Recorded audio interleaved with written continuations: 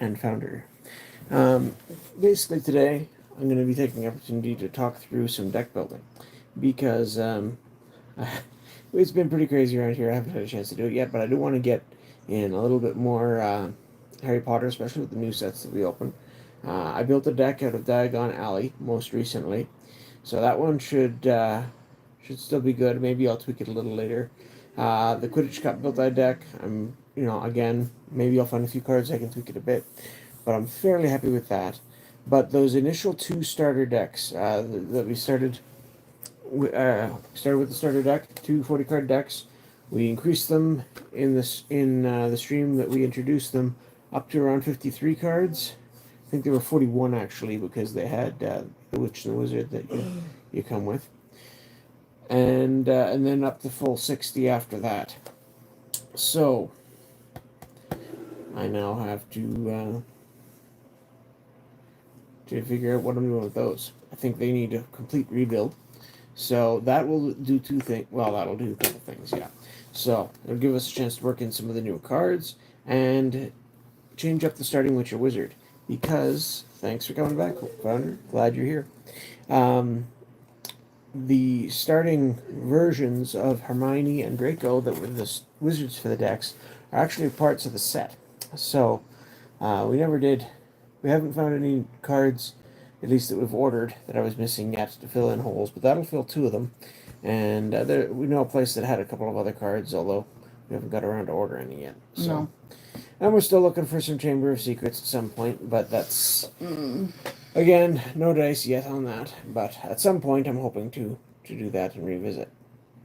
So we'll start with taking a look at the two decks just before I just want to start talking about the Pokemon we found. I know you'll pick...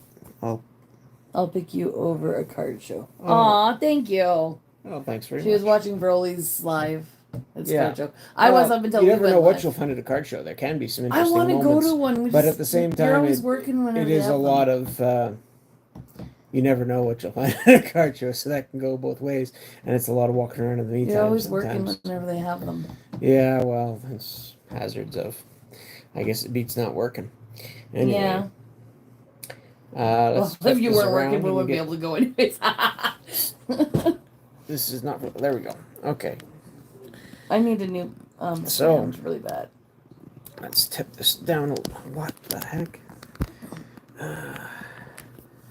So, you can see the castle there in the background, or at least part of it. It was depressing to watch. I had the money to buy, but you couldn't get there. That too. And it's only like 20 minutes from her too. So you can see the boxes here that we've opened so far. We didn't do them in proper order because we only found the box of base set partway through, and it was not a sealed box and all that jazz. But it was fun to open. But the base set was the first set ever released. Quidditch Cup was the second. Diagon Alley third. And then Adventures at Hogwarts over here. And I've been putting all the sets into this binder out front here. And I needed that. Sorry. The decks that we're going to be rebuilding were the two starter decks from this that we enhanced with some cards from Quidditch Cup. To get up to 60 cards. We had up to 26 people watching, and they're like, I don't want to watch this. And they laugh. Yeah, well, that's all right. No, it's funny. They probably thought it was something else, and they're like, nope. It's okay. We're okay. We don't mind. That's gonna fall all over the place if it's not. If it's put down, it's gonna fall all over the place. That's what I was saying. There. I'm sorry. I just have tipped a little. So, the Draco Malfoy deck, you can see that's got a separate card number. So that's card number 3. Do you have a perfect fit handy? Yeah. Right here. Swap that into a perfect fit so that I can put it in the binder. Because we're going to be replacing it. He's not actually a bad wizard. During your turn, you may use an action and discard a card from your hand to look at your opponent's hand and choose one of the cards and discard it. That certainly can make for some very tactical play, but I want to try to change things up. And so, starting wizard. So that's card number 3. Which, in every other expansion, you had the full hollow foil version of Will that each open up? witch and By the way, wizard, Lucas, put that over there, please. and then a non-hollow version. Apparently, in the base set, all the rares here were just foils or hollows. Hollows being saved for the wizard cards, and then you had Oh, here, I forgot to. Hermione and Draco, where the base set had There you go. the hollow that you could open out of the packs. It's really hard, the reflection. Yeah, this reflection's I'll nasty. shut the light off and see if that makes a difference. Doing this in the middle of the day was probably a mistake, but then again, it stays light for so long. And then you had the starter deck version, which was a much more subtle foiling, but still nice when you see it in person. Much better than the non-foils. I wish they did more cards this way. But you got 2 copies of the same wizard. The face is a little bit different. Not today, buddy. And then the Hermione from the other deck, which lets you play 2 lessons as 1 action, so she could build up your lesson count in a hurry. Also very strong, is card number 10. So did you pass me 2 of the sleeves? No, you didn't. That was, You asked for 1. well, it was 1 for each. Anyway, once we do that, we'll put her in. But she's card number 10, so they actually go back to back in here. Draco on the front page, and then Hermione when you turn the page over. So that'll fill out that a little bit. And then we'll deconstruct these decks and try and come up with something new. Picking a starting witch or wizard is half the battle from deck building from what I've observed, and there are some very strong candidates. One of the ones we opened in Adventures at Hogwarts, 2 versions of Albus Dumbledore. So I want to try and build a Dumbledore deck. And his ability is if you have at least 4 lessons in play, your spell cards with a printed power cost of 6 or more need 2 less power to play. So he's good at casting spells which are very much higher in power level. I don't know how well that's going to work, but we can try it. Initially, I thought it was all cards, so things like expensive equipment or creatures won't get that bonus. So we'll have to see. So the Draco deck that we modified was Care of Magical Creatures and Charms. So we had Wingardium Leviosa, Magical Mishap, Incendio. That was a rare that we added later, I think. Wizard Crackers. Another Incendio. Bilious.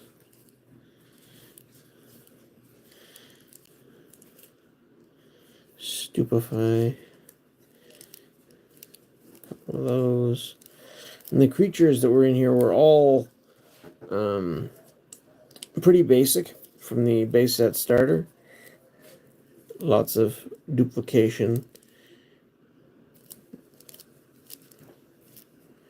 And you want duplication, generally speaking, in decks. You want to run a full 4 copies of something if you want to get it. But, you know, a bird that just does 1 damage each turn isn't necessarily the most effective thing. The wolf, 3 damage a turn is much more effective, but yeah, 6 is definitely harder to get out too. So striking a balance. Tomorrow, Lucas. I think the snakes is sort of the sweet spot. Alone, but we've got some more interesting creatures that we've gained access to since then. I threw in a second character, Marcus Flint, because he had a strong ability. Once per game, you may make your opponent choose and discard 3 cards in their hand. So if they don't have a huge hand, that can be very impactful, because they don't have much choice over what they're going to discard. Go draw, I don't care, it's fine, just go. Go and draw a Dollarama, go ahead. So the Hermione deck, again, had the same birds. We added the stag. Again, Care of Magical Creatures. This is another fun game if you want to, just kind of get into, like...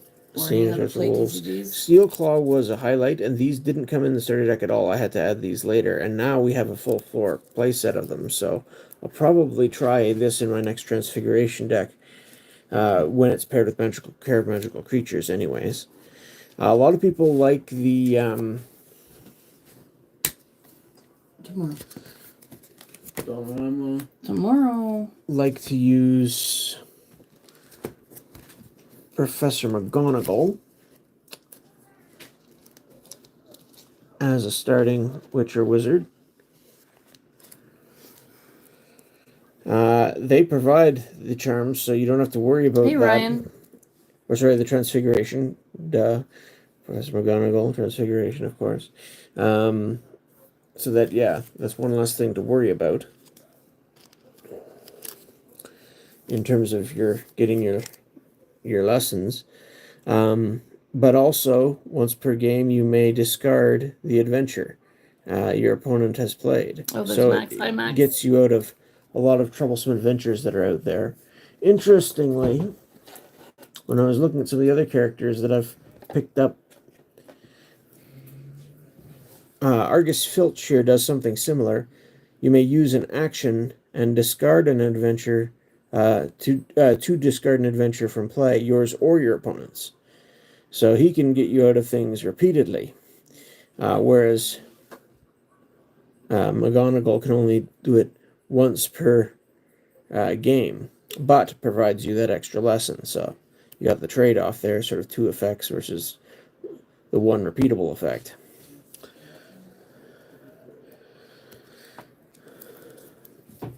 Unfortunately, I only have the 1 copy of McGonagall, so if I'm going to play with her in a deck, that means she's not. All of a sudden, my set of Quidditch Cup in here is not going to be complete. So I'm not sure I will want to run her exactly yet. And I don't have a perfect fit sleeve for that either.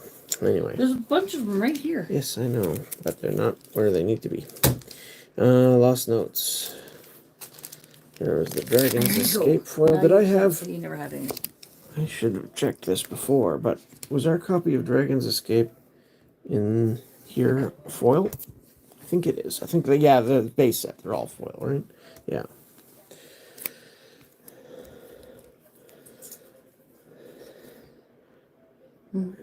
Troll, AV4s, Epoxymize. Somebody's watching Trolls in the other room. Yep. Norbert. Norbert is cute.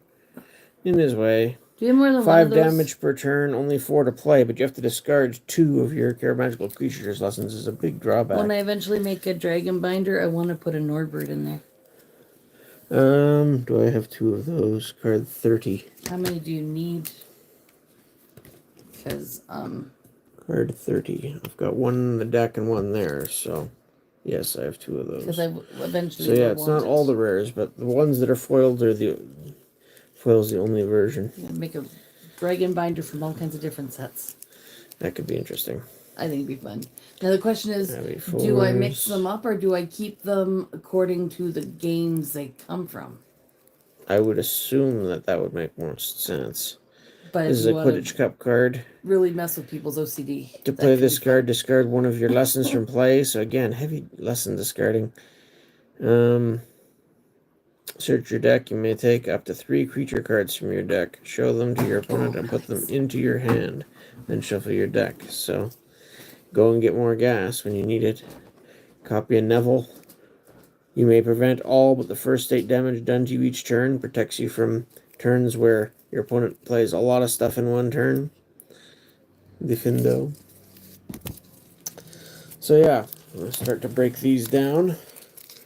And then build them back up again. And we'll try and see if we can find some interesting cards to build around. Now, because we've done 4 sets, I'm trying to hold a whole lot into memory at once. Hey, Max McKee, thanks for coming out. And, yeah, Ryan, you're back here too. Good to see you. Thanks for coming.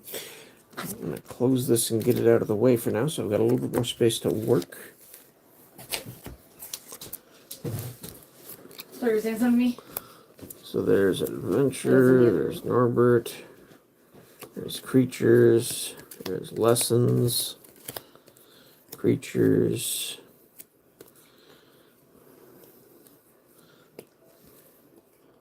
Lessons. You know, look at the, when he makes himself a hot chocolate, he doesn't stir it. He just pours the water on top of it and then drinks it. Okay.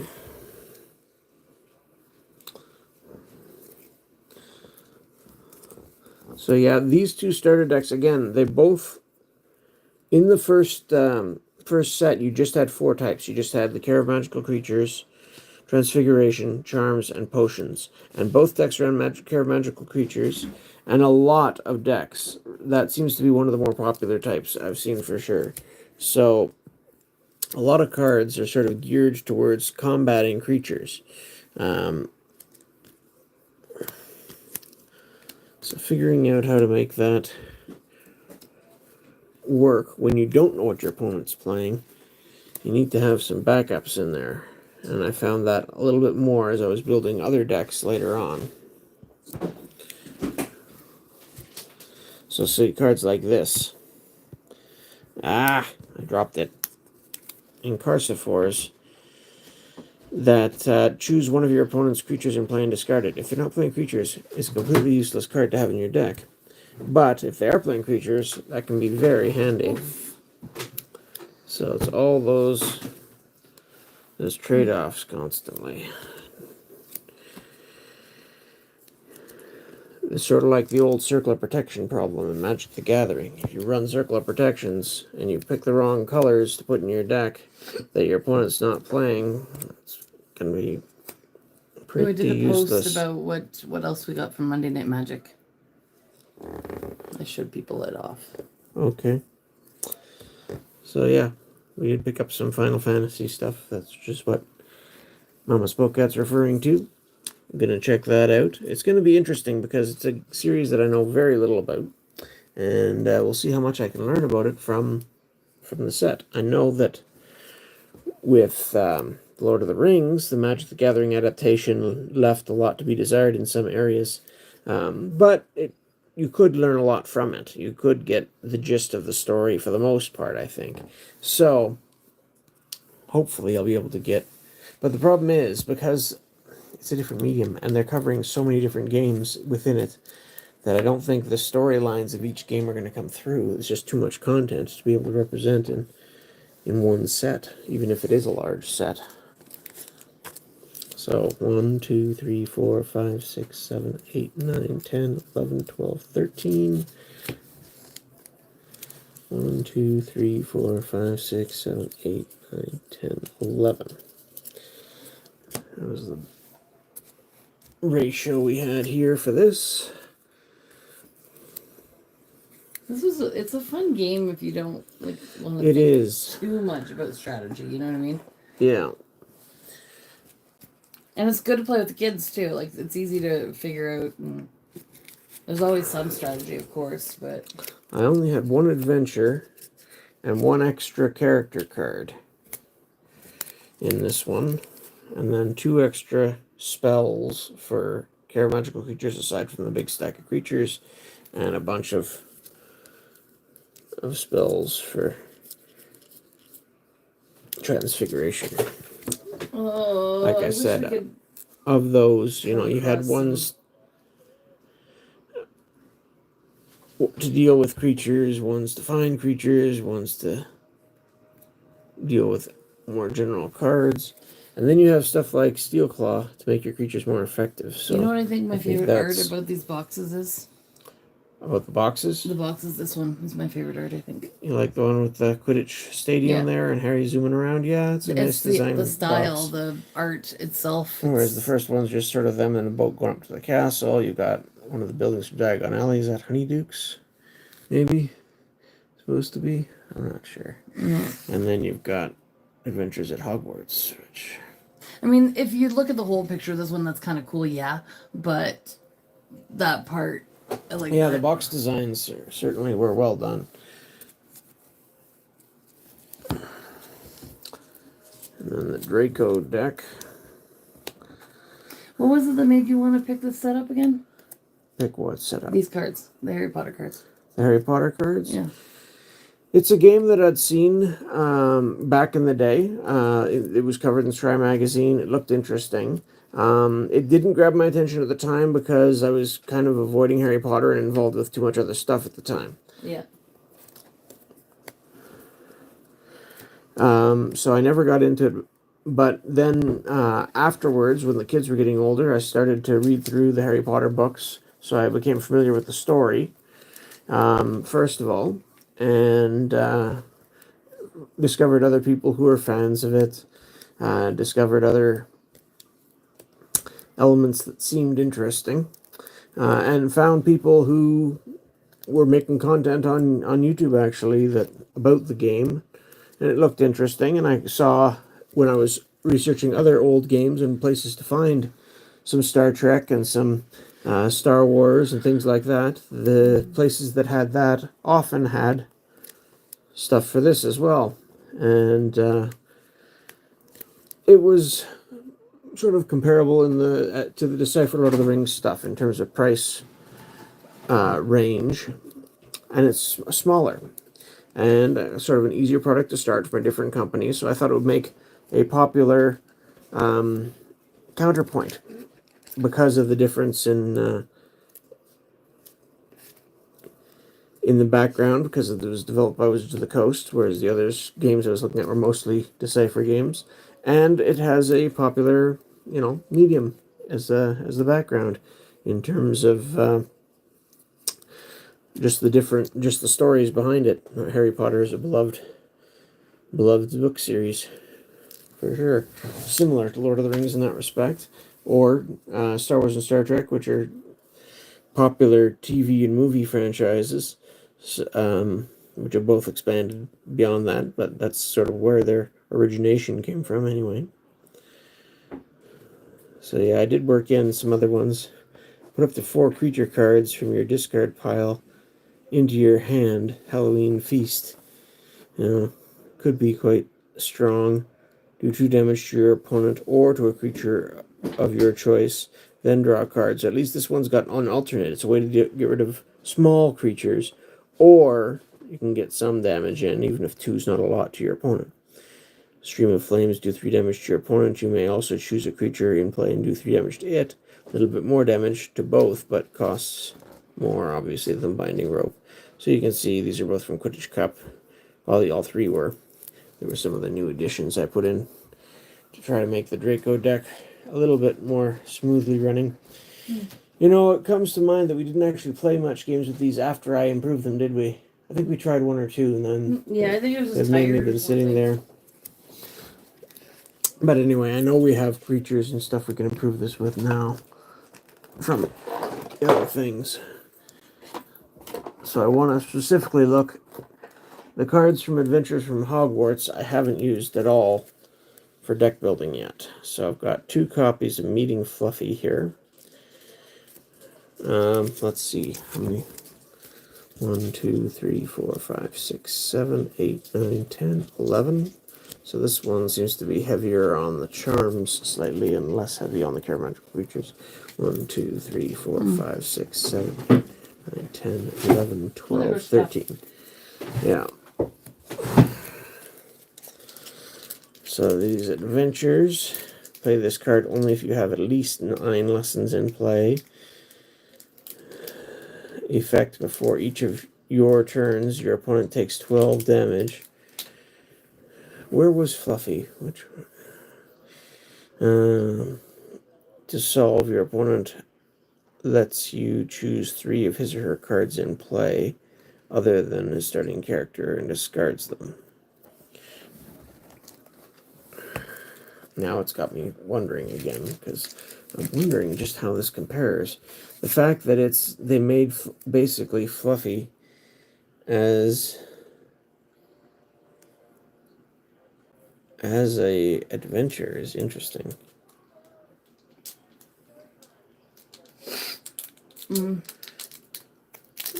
One more action on the turn they solve it is not that huge benefit either, but that restriction to have at least 9 lessons in play is pretty rough. Hut on the Rock. Must have at least 5 lessons before each of your opponent's turns. If there's any cards in play other than the starting character, chooses one of them and discards it. To solve, your opponent discards their hand, and you take 5 damage. Now, a lot of these are really definitely a little stronger than some of the earlier ones, I think, but more conditional.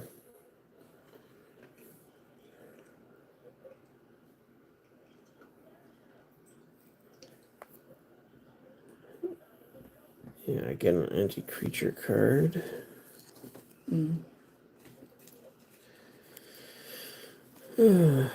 With my other ones, I had at least more of a plan for where I wanted to go with them. Play this card, discard 2 of your potions lessons from play if you do 11 damage to your opponent or to a creature of your choice.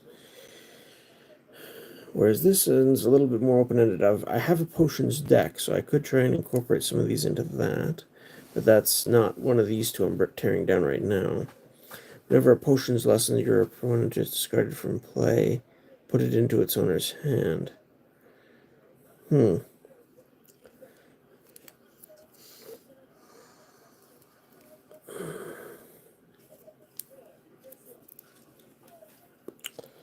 A lot of adventure recursion. Maybe get a new barbecue. That too. Yeah, again, see, here's a big expensive card, but it's an item, not a spell, so Dumbledore's not going to help with that.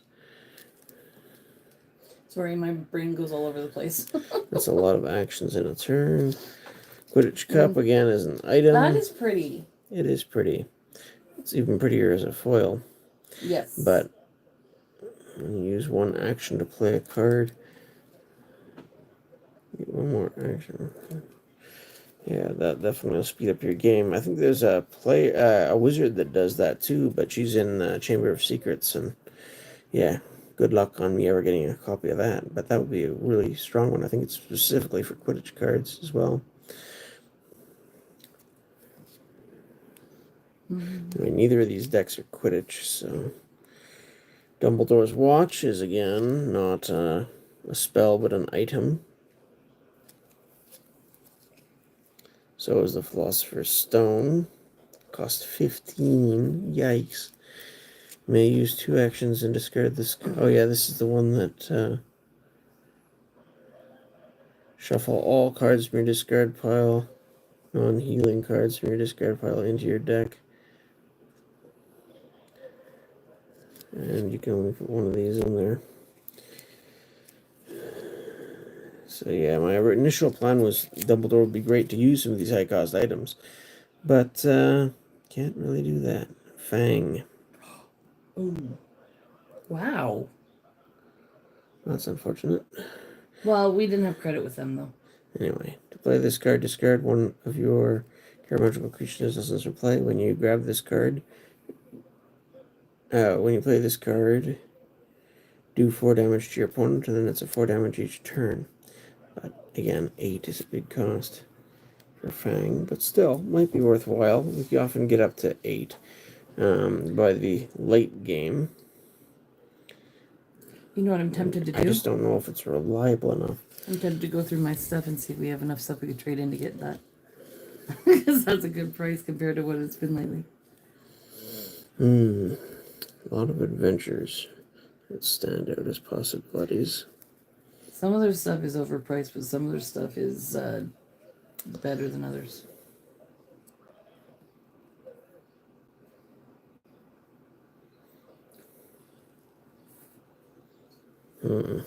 Maybe. Again, the potion stuff would be good for other decks.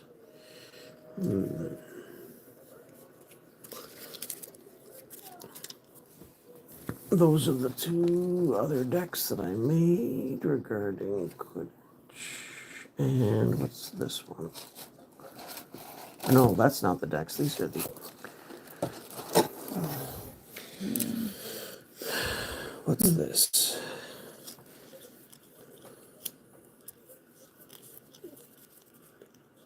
What is this?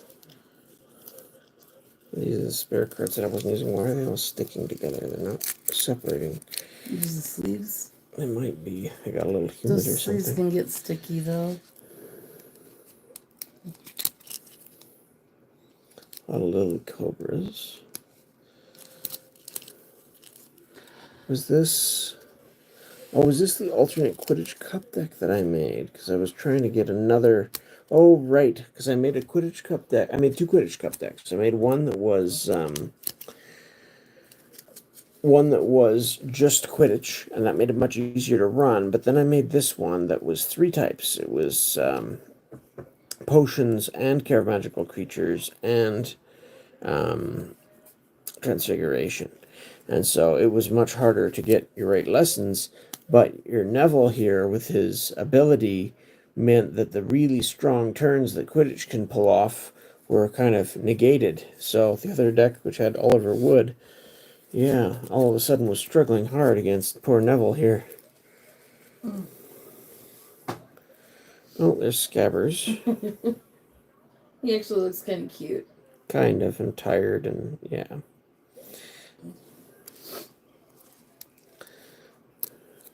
It was fun. I almost forgot about this, but man, are these sticking together? When I built the deck from Diagon Alley, there's a whole theme in there, in the potions section, with cards, which made it rather easy.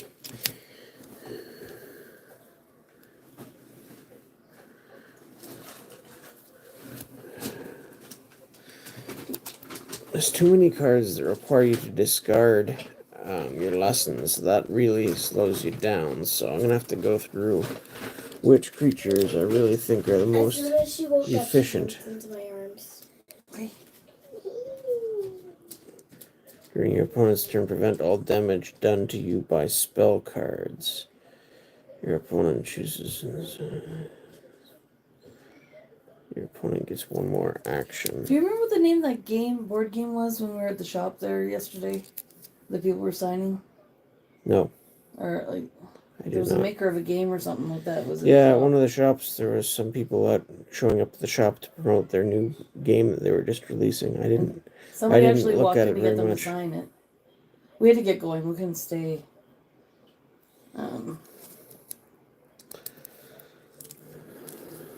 Was it like Azul or something like that, or Air Zoo, or something like that? I feel like. Oh, for Pete's sake! Maybe if I go look at their. This is not. It's not focusing. Not very well.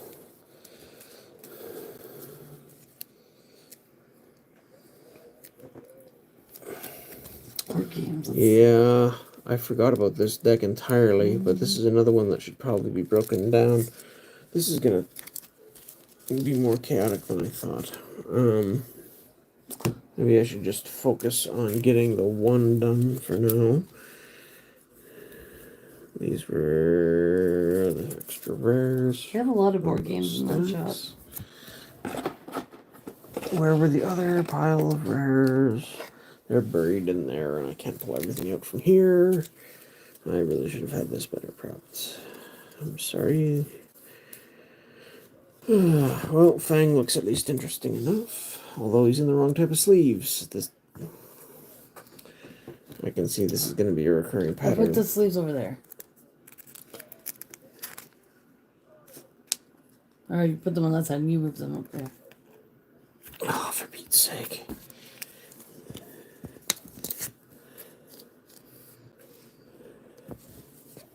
And what I'm doing is... did I just grab the wrong... All that just to undo what I was just doing is not even beginning to be funny. Sorry. I'm trying. Has anybody played the game Bonanza? That one was fun. Yes, Bonanza is a fun little bean Didn't counting we game. have someone with a game? Did somebody wreck a card or something? I don't remember that, but it's possible. This is again. Ticket to Ride is always fun. Oh, they got a South Korea version. Interesting. That could be Azul. I think that's what it was. Yeah, it was the Bullseye Potion and Beetle Eyes and all that sort of theme for the potions side, and then I had an owl theme going on for this deck with Draco. And this is the Draco from No, it Diagon wasn't Alley. Azul. It was something else, I think. So yeah, that deck had a better theme to it, although the owls are really not the strongest creatures to be using unless you get the Elops Owl Emporium going very quickly, and I only have one copy, so if it gets removed on me, or if I don't find it quickly, that's a problem. So that deck does need some refining, but I think it can be done with refining for that one. It doesn't need to be completely rebuilt. Now, here's another 4th copy of Steel Claw. Should be a fine addition to a creature-based deck. But I need to work out which creatures I'm keeping here. Norbert and Fang are strong. Oh no, it was a completely but different. not creatures you want to be running a lot of. So,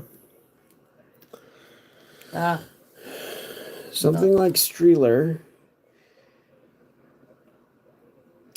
is handy because when it comes into play, it can damage another creature if your opponent's playing creatures.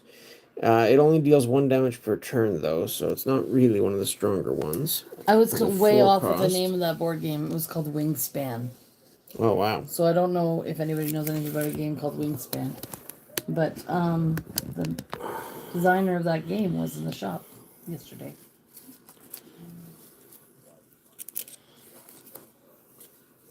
So we got Cunning Fox, cost 5, 3 damage, 1 health. So there's 5s.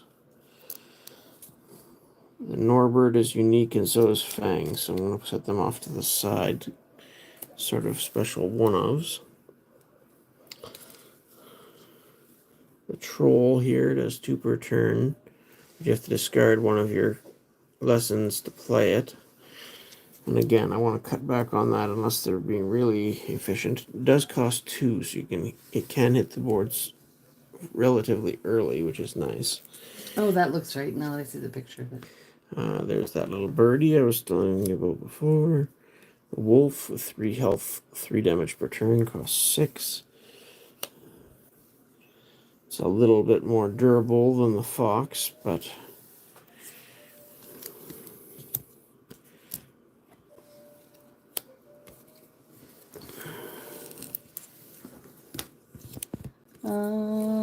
okay, so it's a it card. was a favorite when we got going. Ooh, players compete Scottish to attract stag. birds to their wildlife reserves. That sounds interesting. Adventures at Hogwarts. I believe there were some interesting creatures in this. So let's see what we can find here. The Owl Post is just a spell for... Oh, these ones weren't sorted, were they? Shoot. I didn't get the commons sorted. I did get some uncommons sorted.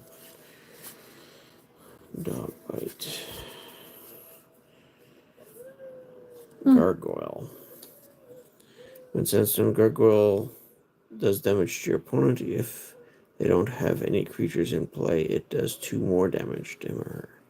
So conditional would be basically a 3/2 if your opponent doesn't have creatures. That board game has won some awards. Oh, nice. So it actually looks somewhat interesting. Maybe we should have paid more attention while we were there if we had time. Yeah. Anyway. That would have been neat. Scribivores. Anyways. This is something to think about. So this basically, Dogbite is basically Steel Claw, but just for 1 creature. So if you've got a big creature instead of a bunch of creatures in play.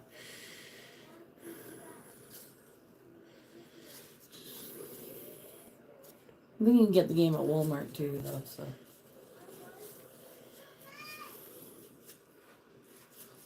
There was... Or they might have it at that other shop. Okay, here's a Chimera. It does 4 per turn with 3 health. That costs 7, though. I told you cold. I'll post.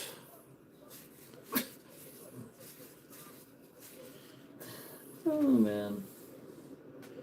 Your opponent's next turn. He or she gets one fewer actions.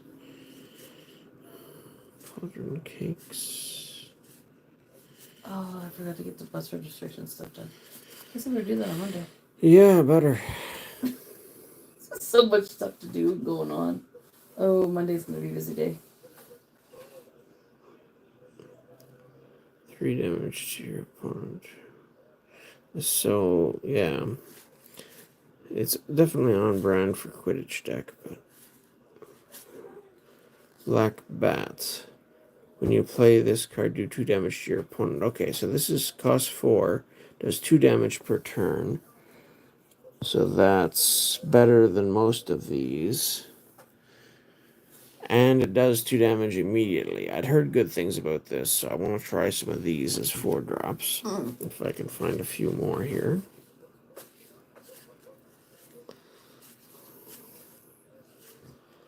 There's another.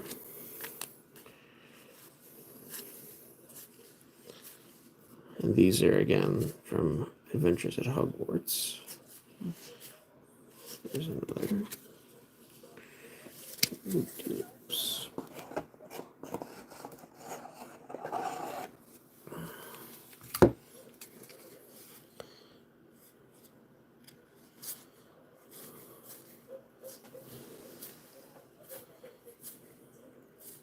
If anybody has questions, feel free to ask.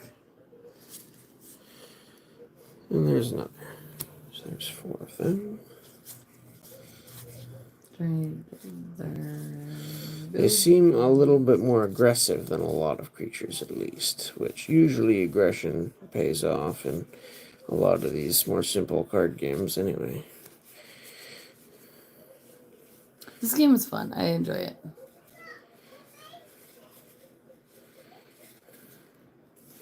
Vanishing.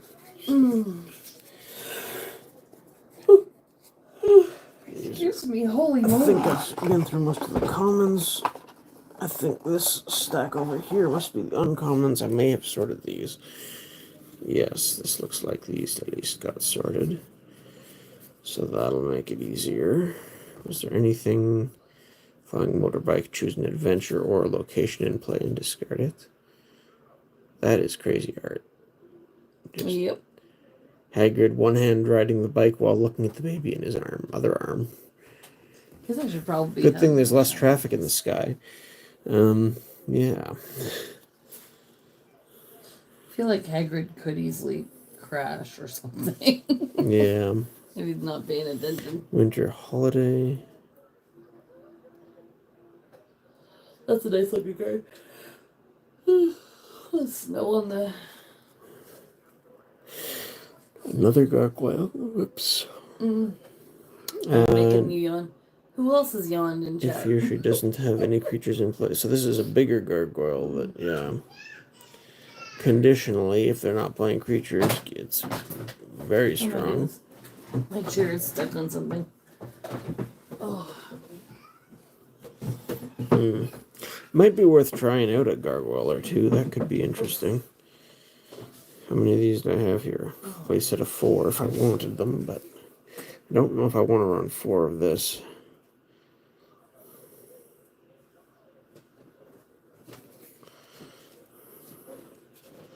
Wooden flute. Choose 3 creatures in play and return them to their owners. And giant squid. That's just, yeah, I think 10 is just too expensive to reliably be playing. Play this card only if you have at least 5 lessons in play. Get 1 fewer actions on each of their turns. To solve, your opponent chooses and discards 5 cards. Huh. This could be an interesting card for like a Slytherin deck. Because you play like Marcus Flint and other things to make sure your opponent has fewer cards in hand. And then play this. Magic? Nope, this is not magic. And then play this. Well, I guess kind of magic. This is the Harry Potter trading card game. It is about magic. Yeah, well, sort of. I was thinking Magic the Gathering, and then I realized that. But, no, yeah. it's also magic. Hello, Marquette. How you doing? Different kind. So that could be an interesting strategy right there. I'll have to keep that in mind. It's magic, just not the $80 one. Well, these depends what you're getting. Yeah, these old discontinued games. Sometimes you can find them cheaper, but sometimes they get quite pricey too. So there's that. Nutty raid. We got a Well, squirrely thank you very raid. much. Hello, squirrely cards. How you guys doing? I was like, what's with the pistachios? I don't understand. It makes sense now. Not today, buddy. Flying Curtis. Welcome in, guys. Yep, welcome.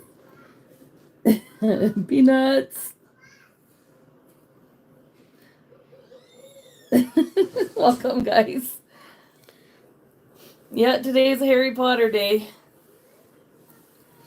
Ooh. This is an anti-Quidditch card. Looking for Trevor. Your opponent can't use actions to play creature cards. So I see Dax and Pokey Pimple and Ryan Tran and Andy. And Squirrely Cards. We have Marquette, and I'm reading the names over again. I feel like I'm doing Romper Room there. I'm just looking through a mirror. A Soggy like from YYC. I feel like that's supposed to mean something. Is that like an airport somewhere or something? It's like some whatever city uses that airport. I don't know. YYC. What's YYC? Is that an airport? I don't know of one. You know, like Toronto has an airport. Whatever they. I don't. It doesn't ring a bell to Edmonton's me. like YEG or something like that. It's pouring mass amounts of rain where he's at. Oh, Okay. Cowtown equals YYC. Cowtown. I realize my brain is not picking up what Cowtown's. I feel like I should know that. Cowtown equals YYC. We've been getting quite a bit of rain too out here. Like not tons, but it's we have like 2 weeks of rain off and on. Calgary. Calgary. Yeah. Okay, I feel stupid. Yeah, we're in Alberta too, so. But we don't get down to southern Alberta as much. But I should know that. You should. I'm sorry. It was sounded familiar, but I hadn't put it together because I'm kind of distracted here. But we live closer to Edmonton. Oh my goodness. I'm so sorry. I feel ashamed for not doing that. These are all spare lessons.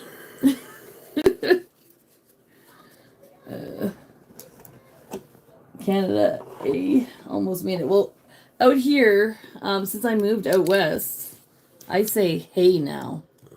A is more of an Eastern thing for some reason.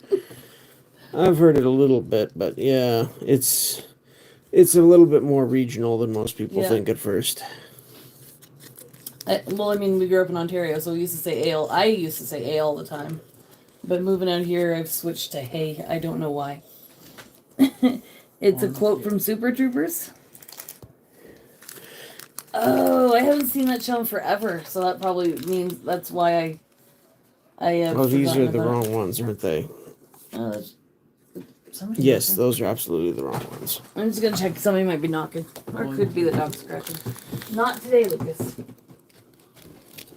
But yeah, I grew up near the Quebec border, and A has different connotations there sometimes because if someone's just saying hey, as a greeting, or hey you stop type thing, with the Quebec accent, the H's don't really come through, so that also sounds like a. So sometimes it is used more like that. Oof. Alrighty. So, anybody in chat ever see this game before? Oh, undoubtedly. I'm just wondering. I mean, new people. They were headed to Canada for flapjacks and French fries. Okay. Check that out. We use the sleeve for this one. Or do you mean flapjacks? I feel like you need pancakes or something. I don't know what slapjacks are. What's slapjacks? I don't know if slapjacks are supposed to be. All this lingo, I'm getting hung up There, on. it's. See, the thing is, yeah, depending what part of Canada you are in, there's very different words and terms that people use. Yeah. Here, I reread that again. We need to get a deep fryer again or something to make fries, so we can make poutine. Yummy. We got the cheese. The gravy mix is easy enough. We just need to make the fries. So yummy. If you ever come to Canada, you definitely need to try that. But you gotta find the right places to make it. Not every place is good. No, not every place. No. What else have I got here? This is Quidditch stuff. It is a big place. We've driven from Alberta to Ontario several times over the years since we've lived out here. I'm gonna get this all mixed up. Here's Rubrius Hagrid. Takes a long time to drive across Canada. Ontario's like the biggest province, isn't it? I think so. So this is only for big creatures. And we go Would to the Hagrid be worth it if I extreme don't have a eastern lot part of it when of we go big visit family. creatures? I'll have to consider them. Put them over here with my other wizard cards. We have Lucas in the other room asking Professor Google for liquor Fluid. stores. Oh, fun. Ron Weasley, I've actually seen people build a Ron deck. I don't have anywhere near enough characters to do it, but whenever you play a character card, you use up one action instead of two, so it basically makes your characters cost half as much. So then you just load up your deck with a bunch of other characters and go nuts on that. Yeah, we usually stream in the evenings when Papa Spokat's not working, but today we've been very tired early in the evenings, so we decided to have an earlier day stream. Yep. Here she can play. Oh, now Lucas is asking for Burger King in Edmonton. Oh my goodness. During each of your opponent's turns, he or she can play cards only if you played one or more cards during your previous turn. Huh, so if you don't play anything, they can't either. That could be useful. To solve, your opponent chooses and discards one of his or her characters in play, or 8 cards from their hand. Yikes. Opponent's reward, you may draw 3 cards. I may draw 3 cards, but they have to give up 8 to do it. Yeah. Lucas likes That might be worth considering. stores that have different lights and things on them too, which is why he's looking all different kinds of places. Well, at least he can ask Google now instead of us.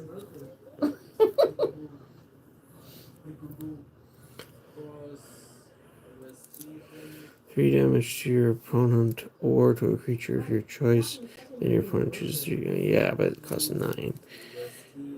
I mean, unless I'm using it for Dumbledore. It would be kind of funny to Dumbledore have tickling spells. So does anyone have any questions about the Harry Potter game? Oh, the owls. Because, These rare owls might be an upgrade to the, when you it's a fun game. play this card, describe if you're,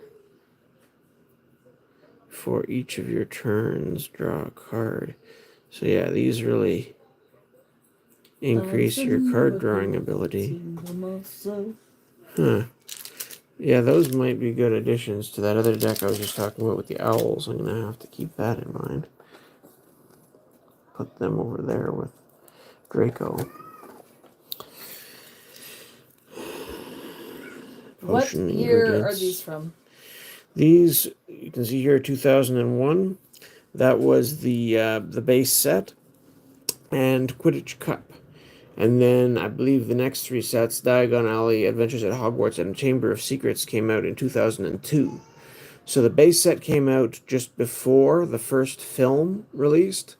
And then Quidditch Cup came out around the same time as the first film. And then the other sets all came up leading up to Chamber of Secrets, with Chamber of Secrets releasing just before the film, and that's when they canceled the game because the movies were starting to get popular. Okay, thank you, Squirrely, they didn't want things for to coming in. We get appreciate mixed you. up.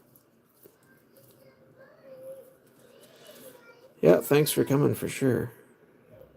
Eating is good. I want to eat Discard too, all but we're creatures. sitting here doing this. I'm wishing we had a barbecue so I could go barbecue some smokies.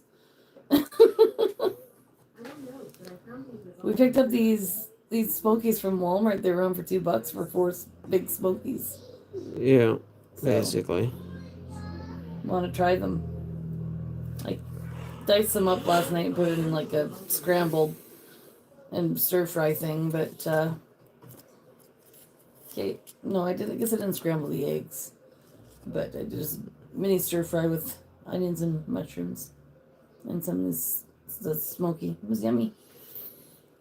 Yeah, no, we discovered these. When did we discover these? What do you mean?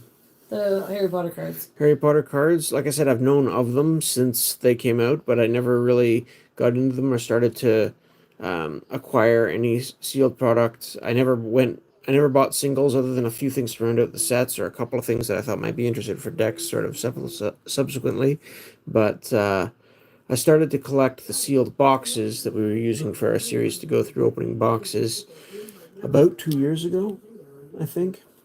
So we lucked into the base set box because a friend had it and she was getting rid of stuff. Yeah. And she gave us a really good deal on that box. I wanted to buy some Harry Potter TCG packs for Mother's Day. They were $25 a pack, though. She's not into any TCG. Yeah. It really depends on the set. I know one site that sells the base set packs for $15 a piece. I know another site that has some of the Quidditch Cup packs for $5.50 a piece US. Hey, Google, stop! The other ones you have to go to eBay for that I know of. Diagon Alley is not too bad. Adventure of Hogwarts gets to be more expensive than the base set, so that one I expect would be closer to the $25 a pack. And then if you want Quidditch Cup packs, sorry, not Quidditch Cup. If you want Chamber of Secrets packs, those get extra pricey.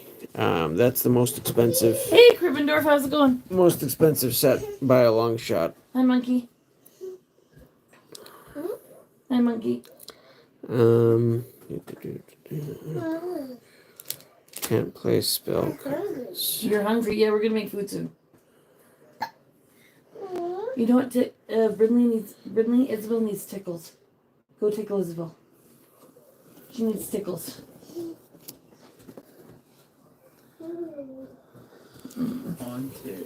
Not today, buddy. Lucas really wants to go to Ontario.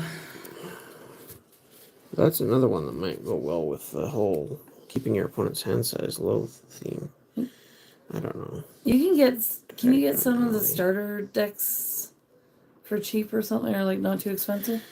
The 2-player starter that we started with building these decks here, I think we found this for about 40 some odd dollars, maybe US. Okay. But you gotta hunt around. There's different versions because they released a couple of different versions as other sets came out, but they're similar as far as I recall. They are a really fun game, and it's pretty easy to play, which is great. Baby Dragon. So this does 3 damage each turn, health 2. Discard one of your lessons. So this is similar to the Forest Troll, except it costs, you need 1 more to play to start with. But it does do 3, so it would play better with Hagrid than the Troll would.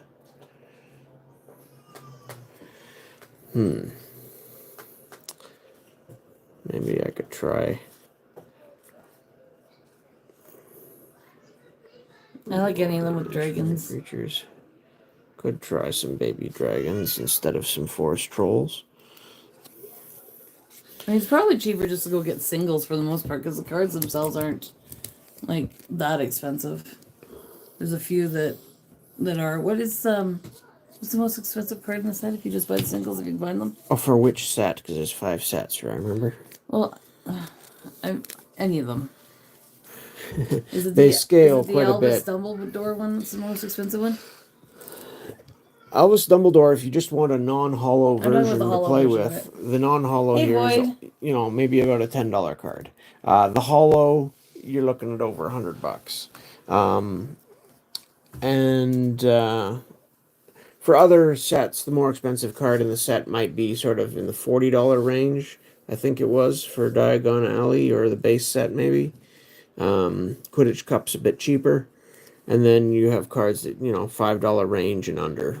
For other rares, some of them are, only a buck or two. Like Malevolent Mixture here. Oh shoot, I lost my place. I did Where make are we? it so only I could do the Here's the Kelpie. void commands. So I'll just do the monkey one for today. Just Damages your there we go. I'll give you the monkey command. Only I get to do these commands now. Describe when you play. Whenever a spell card damages you, you may let Kelpie take that damage instead. Just a drive-by-ing. We gotta get the monkey in there. Ooh, look at that. That's a cool one. I say that every time I see it, the Kelpie. That yeah, it nice. is. Am I behind? No. It's a more defensive type creature, though. If I'm trying to build an aggressive deck, I don't know if I want to be running it necessarily. Bunch more lesson cards again. Yeah. Oh, Harry Potter's a fun game. Your hands, close up of the hand. Yeah. It's like Thing is doing a. Is it doing Lily Cobra? It'd have to be Thing and a cousin, or his twin brother. Doing a card show. Constrictors were fine. I have a weird mind. What can I say? I think of weird things.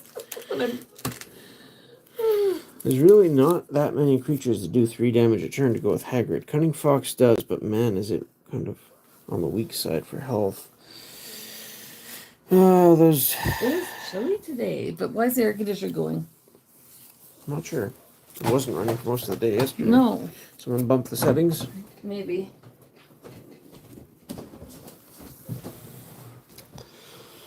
So,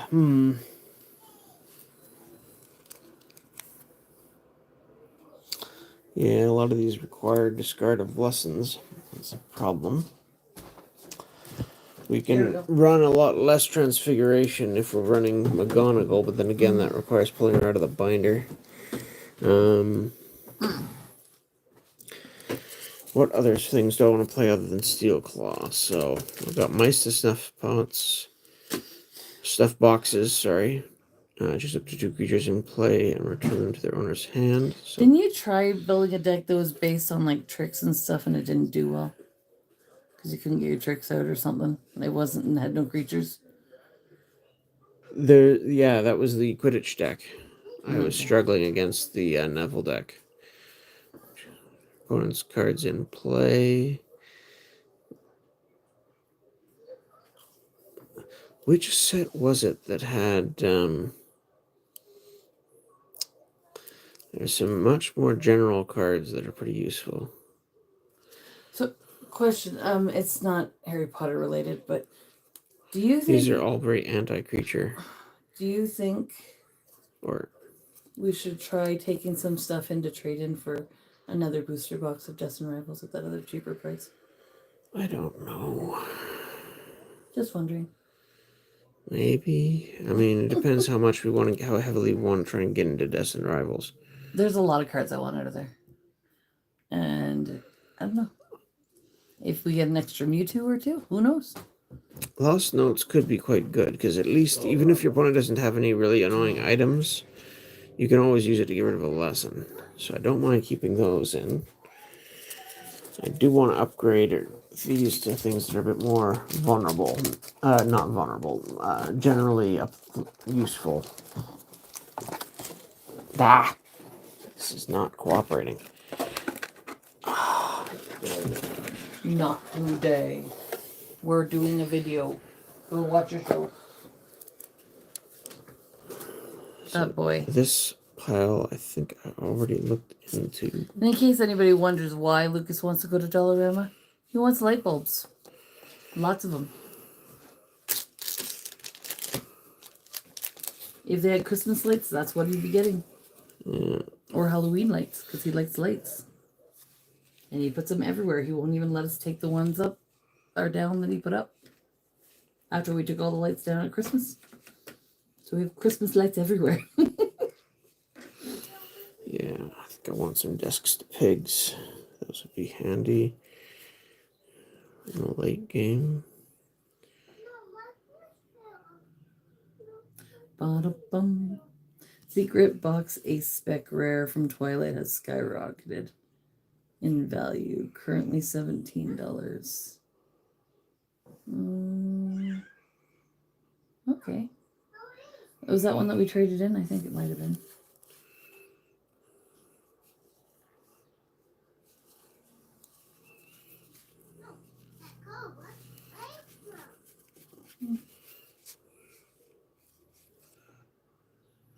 I really need to sort these more by theme. Just can't play creature cards.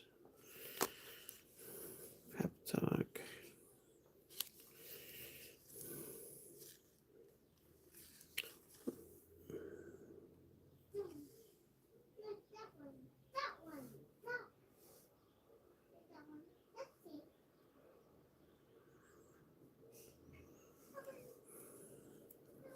Oh, I keep forgetting what I'm doing when I go switch screens. Yeah, I think we might have traded a secret box. I knew there was one that jumped in price because I was surprised how much it was when we were taking stuff to trade into for credit at a couple different places. Maybe. I think those are at least worth considering over there. I only had one extra of that one.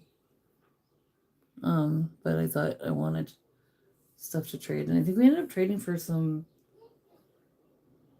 we got, what do we get at that shop? We got some cards and we got 3 Build and Battle from Desmond Rivals. I don't remember what else we got. Did we get something else besides those? Was it just the singles cards and then the 3 booster bundles? Or the Build and Battles? Dinner time, gotta run. We'll catch you again soon. Sounds good, Andy. Thanks for stopping in. That was the main of it, I think. Yeah, we were looking at. I currently have 6. I went ham on Twilight chasing the Greninja. Yeah, we got the Greninja pretty quick. It was the Eevee that took us forever to find. The Greninja, was it in a booster box or an ETB? I think it was in an ETB.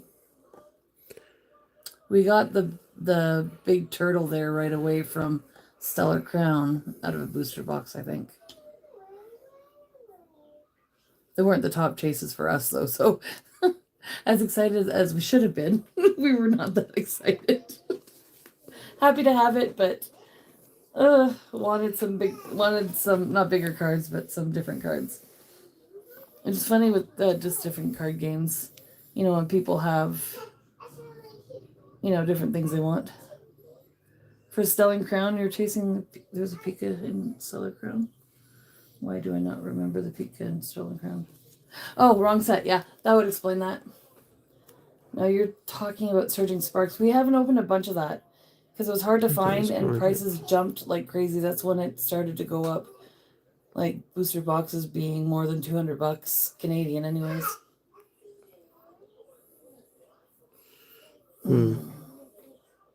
Trevor, eh? I did get the Melodic twice from the Surging Sparks, which was nice. That's a nice card. I'm over here talking Pokemon and he's doing Harry Potter.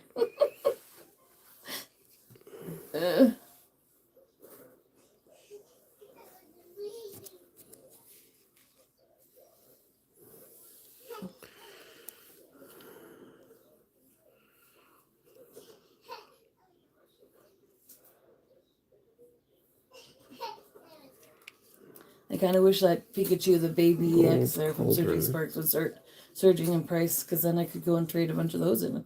Those we opened a lot of, just not the big ones.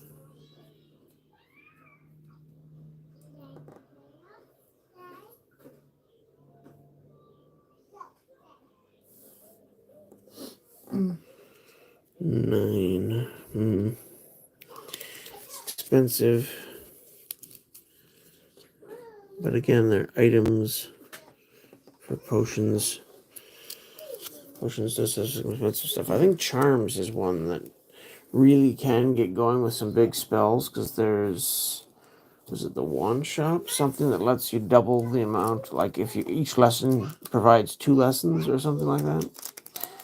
So maybe that would be a good combination to go with the Dumbledore. We need some food.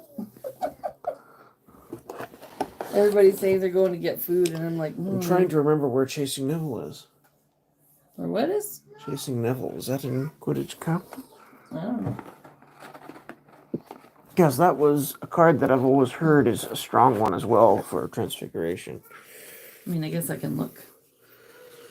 Then it's finding my copies.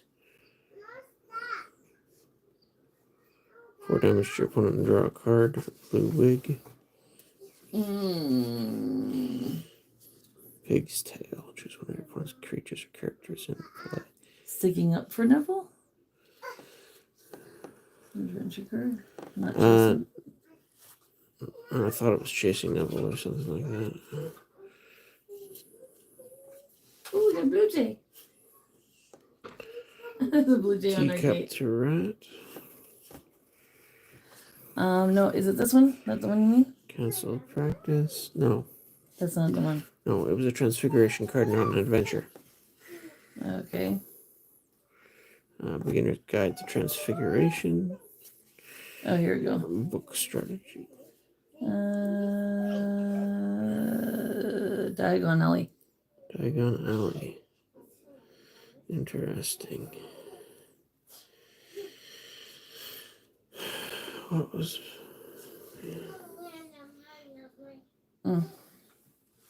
Boy. Is it a common or an uncommon? Oh, I'm just give me a second. I don't know. It looks like a common.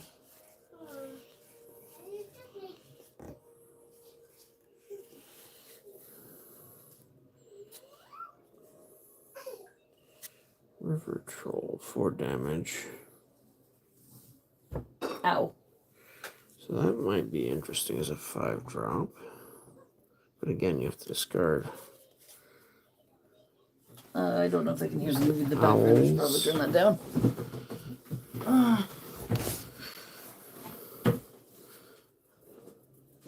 Are you watching now? Secret Life of Pets? Alright, give me that. I gotta turn it down.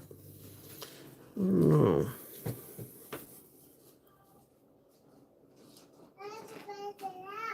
No, we gotta keep the volume down. So I'm going to run Hagrid.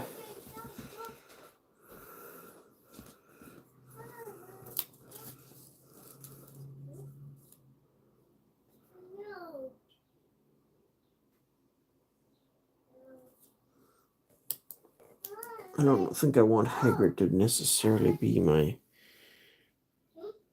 There's 2 different Hagrids too. Where's the other one?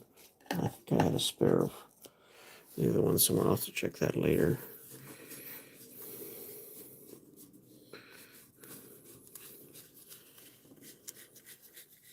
And these are all lessons. So where the hell...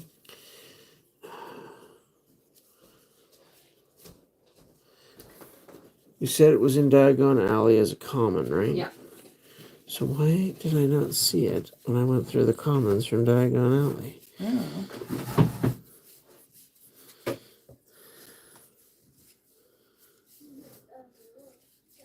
know. It's a red one. Unless it... No, I think it's a common. Kind of hard to make out. There's something in front of it. Yeah, it's a common. It's a spell. Oh boy.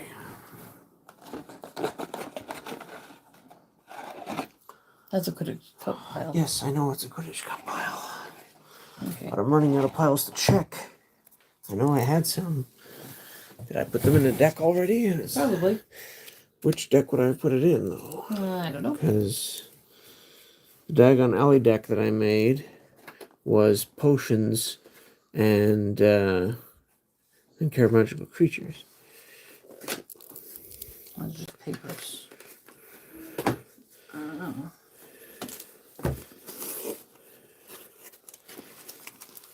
Those are gonna fall over. You got a heavy thing there.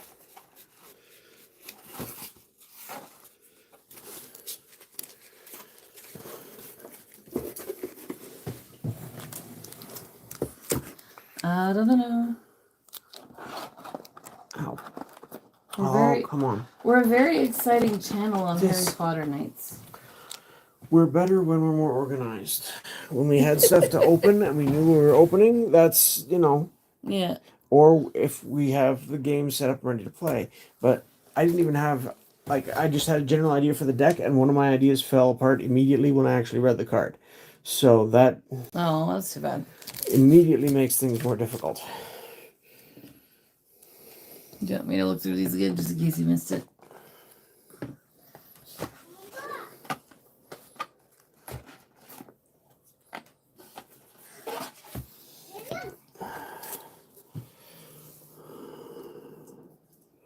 Let's run the Brave do again. And each of your turns, if you played an adventure card, that turn you research your deck. You take a character card from your deck, show it to your opponent, and put that card into your hand. So playing adventures helps you find characters.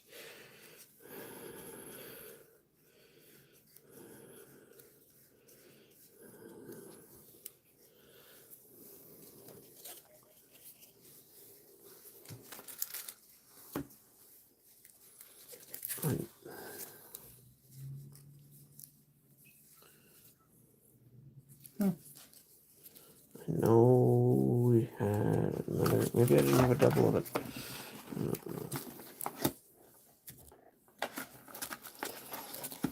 know. Papa Spoke has a very soothing voice. He could help put somebody to sleep. Oh boy, just what we need to hear.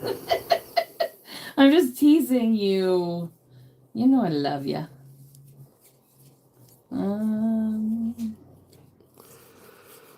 That all depends on my own mood and circumstances as well, because my voice isn't always so calm. No. Oh, there, I found Picking on Neville. 3 copies? Yep. Yeah, I didn't think I quite had a play set of that one. You're welcome.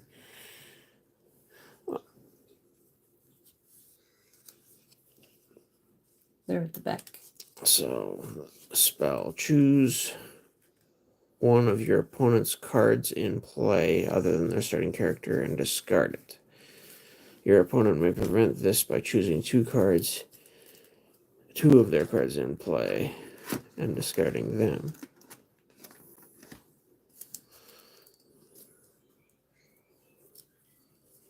Somebody's getting worked up.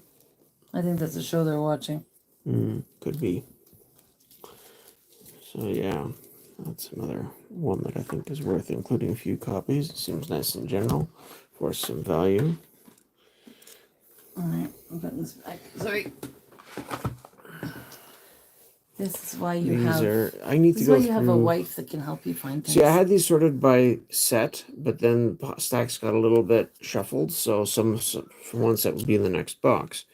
That's still not too bad, but what I really need to do is go through and sort it by card type, so that I've got all my potions stuffed together, all my charms stuffed together. Last one last night? No. Okay. There aren't many left, but that wasn't the last one. Thomas?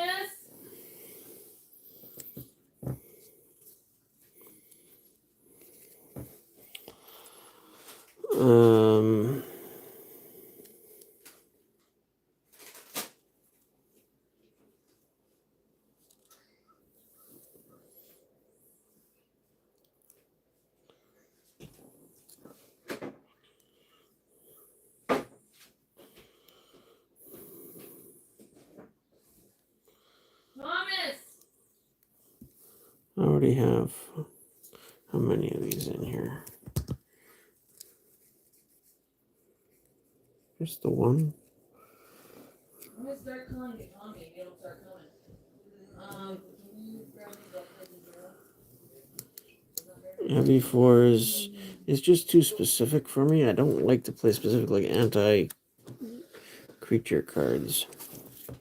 So I'll get rid of those. And put in Picking on Neville, much more general, a little more expensive.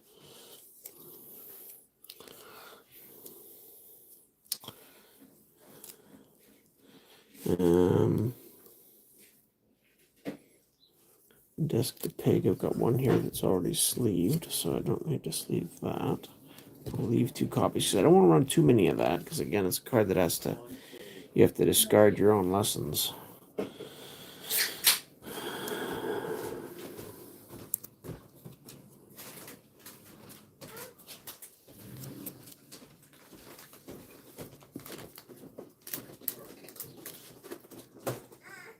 Do you play this at a local card shop? No, just at home.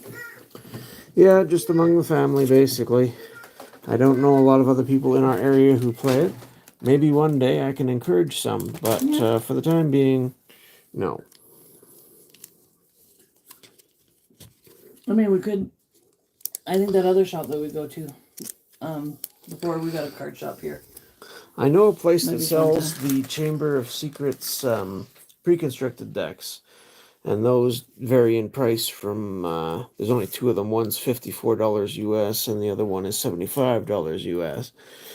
So maybe I'll get one of those when we go over Chamber of Secrets to show off, because Chamber of Secrets, like I said, is the last set. It was, I don't know if it was short printed or just super popular, but it's definitely, since I've been paying attention to card finding, any been the hardest to track down, and when you do, it's really expensive. So why am I showing these right now?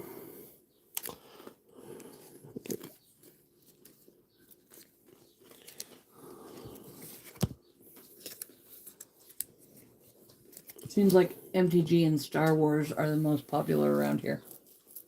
Oh, like the Unlimited?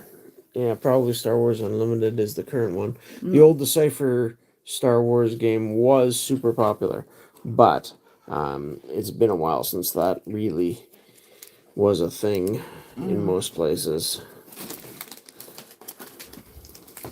I think they play different games at the local place that just pretty much opened not too long ago. I should sort these a little bit more. They just moved into a bigger space, so they have more tables to play games. True. Hey, Hungry Hollow, how's it going? Quick look through this Neville deck again, the Lily Cobra. It's neat because it heals all the damage on it at the end of each turn, Do you want more light? but it now? only Let's has see 3 more light. health. Hey, Lucas. The Fox again is a Can you turn that light 5-cost on now, creature. please? Lucas. Light switch, please. I just No, think over here, buddy. these ravens are just too little Thank you. effect.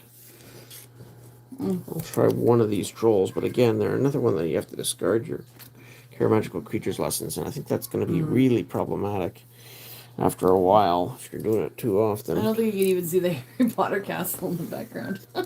Well, not at this angle because I'm trying to show the cards more. Yeah, I hear you. We could earlier. Yeah. Again, the Lily Cobra's weakness potion. Streeler. There was something like Streeler. Oh, shoot. Again, this is why I didn't get through this deck last time. It was because these cards were starting to stick a little. Swarm. Count the number of creatures in play. Yours and your opponent's do that much damage to your opponent. So if you're playing lots of creatures, which, yeah, I could see that being worth a try. Perhaps. How many creatures do I have here? Right now, 6, 8, 12, 17. That's really not probably where it would need to be to make good use of that. I could put in a Scabbers, I suppose, but it's...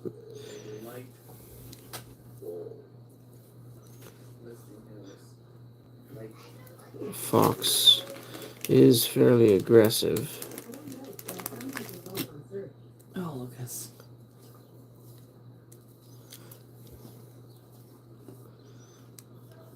Devil's Snare. This one, 2 damage a turn and also heals. Whenever one of your creatures does damage to your opponent, it does 1 more damage. If one of your creatures does 3 or more damage to your opponent, it does 2. That actually stacks pretty good, I think. Because one of my 2 damage creatures, which set was this from? Quidditch Cup, uncommon. To solve, your opponent skips a total of 5 actions.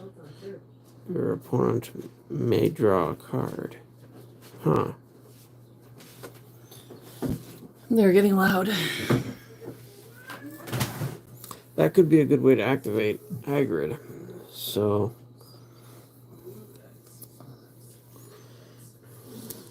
No, I really like the art in this set.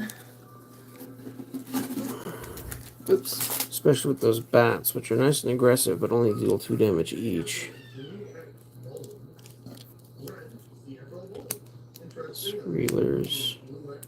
Lucas, please shut that off. Oh, he's not listening. Hidden Forest, Doxy, 2 damage. And choose another creature and do 2 damage to it. No, Lucas. Hey, Google, stop. So the Doxy is a good anti-creature creature. But it costs 6. I don't know, might be worth trying.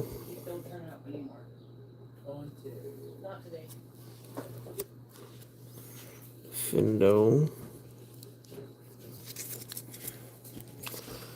Oh, man. Whew. So much fun.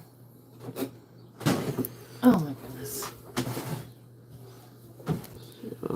I'll put another couple of foxes I in don't know here, why maybe. I thought it was like 7 o'clock for some reason. That was weird. It's not.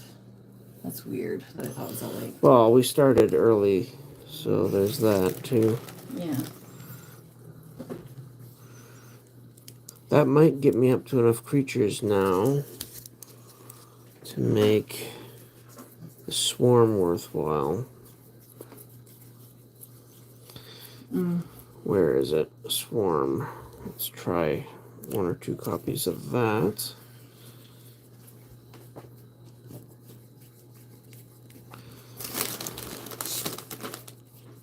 There were a couple copies in here, were there not? I'm pretty sure.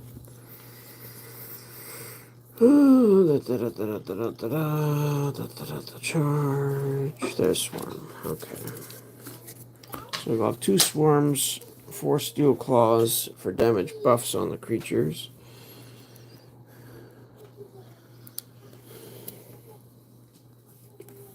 The Doxies, the Wolves. So when you're Couple building baby dragons, couple... when you're building decks, what are your what's your strategy? Generally speaking, you want to pick a theme. You want to make sure you've got enough cards that can play early, middle game, late game, and then just try and make it as consistent as possible. I guess so. Okay. So yeah, these Into the Forbidden Forest should help get Hagrid active. If I'm going to try Hagrid as a starting character, whenever one of your creatures does 3 or more damage to your opponent, it does 2 more damage than it normally would. So if I've got a creature that does 3, it does 5. And these, whenever one of your creatures does damage to your opponent, it does 1 more damage. So creatures that do 2 now do 3, which then now do 5. So I think that will work nicely. Not today, Lucas. Tomorrow, okay? He gives us chunks of time that he stops asking, but then he remembers he needs to This ask. card could be fun to drop just if I happen to get ahead on the board. Midnight Duel. Play this card only if you have at least 5 lessons in play.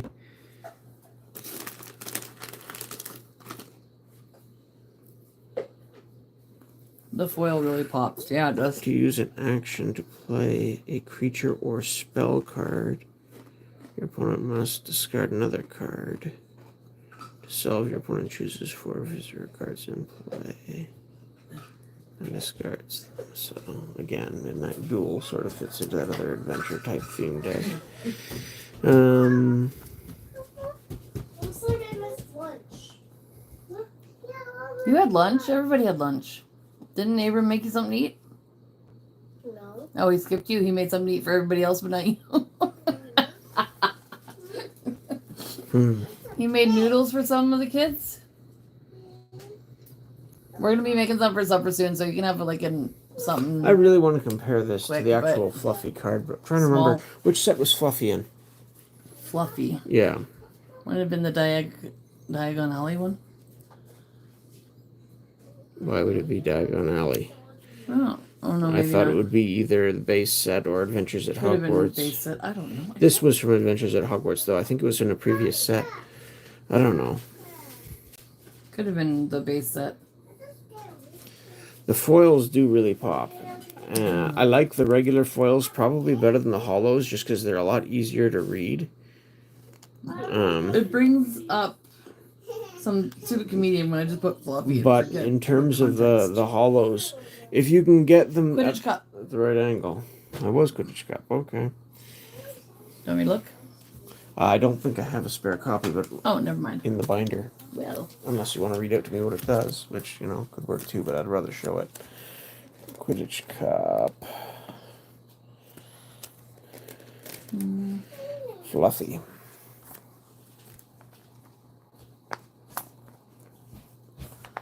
So there are some similarities here. I'm hungry, Sis Founder. Me too.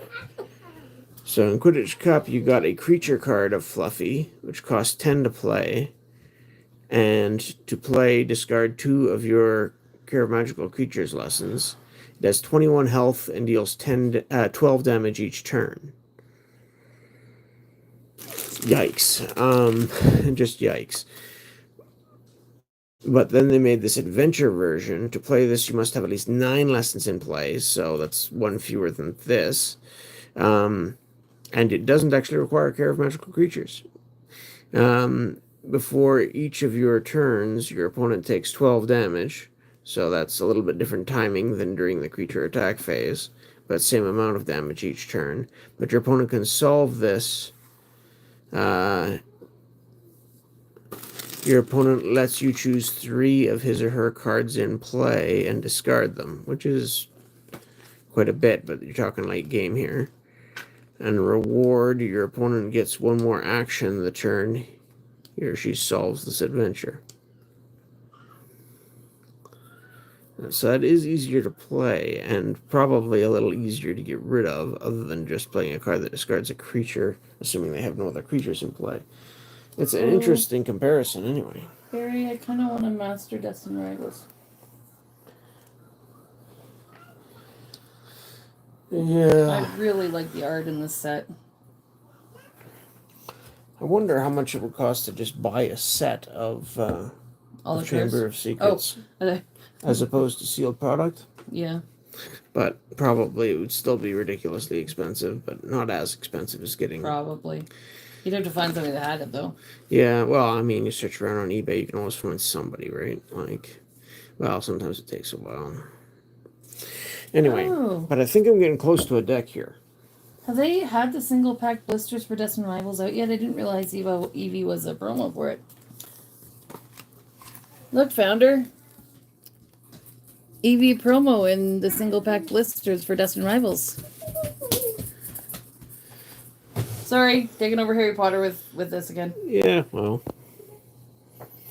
So that's 4, 8, 12, Reminds me of the 16, book covers. 20 creatures. That should be a good enough number. That's half a deck's worth for non... Founder was saying the other day that there was no Eevee in this set. now, I probably want to increase the Care Magical Creatures lessons count by 1.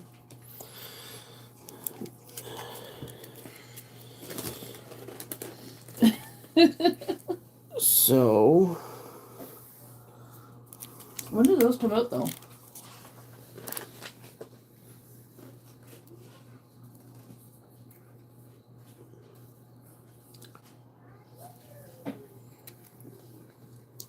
Anywhere I've gone, I couldn't even find the triple pack blisters.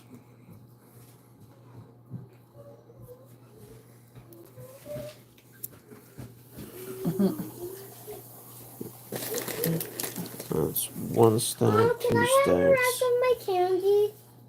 Rest of your candy. What candy? Almost 3 stacks, 4 Like Miss stacks. Swan give me in my backpack. I don't know where your candy is. That's really close to a deck. I think I just need to find one or more cards to tweak, and I'm there, because we've got Picking on Neville's, Steel Claws, Destiny to Pigs, and Lost Notes for Transfiguration stuff. And then 2 into Forbidden Forests under Go, Ezra. Go. chess game. Haggard for my starting wizard. I've got Haggard and the Stranger and Swarm as well. And then I've got all these creatures.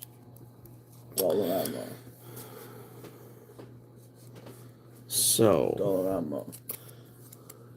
not today, Lucas.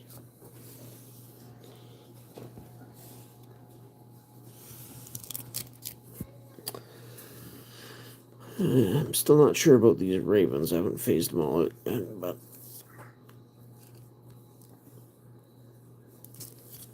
baby dragons seem a little bit more threatening than the troll.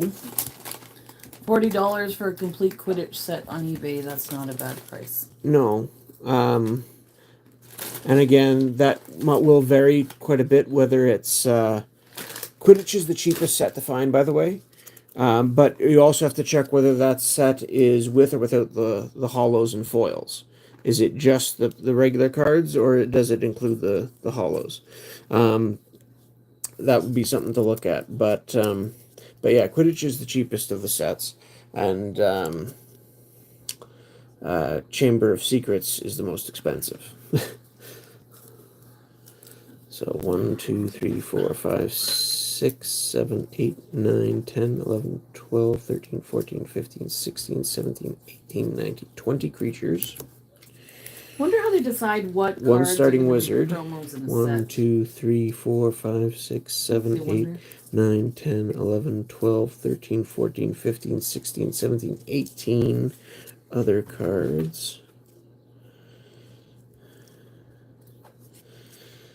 Okay, so I actually have to cut a couple then, unless, because I think I've got 24 lessons, and that leaves me only space for 22. So 1, 2, 3, 4, 5, 6, 7, 9, 10, 11, 12, 13, 14, and 1, 2, 3, 4, 5, 6, 7, 8, 9, 10. Oh, they are. Oh. They already. No, not there. That's the wrong one.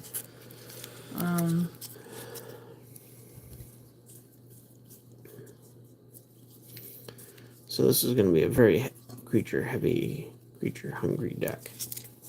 But I need to either cut a couple more lessons or a couple more other cards. Okay, you're not helping me. I'm not talking to you. I'm talking to myself. Yeah.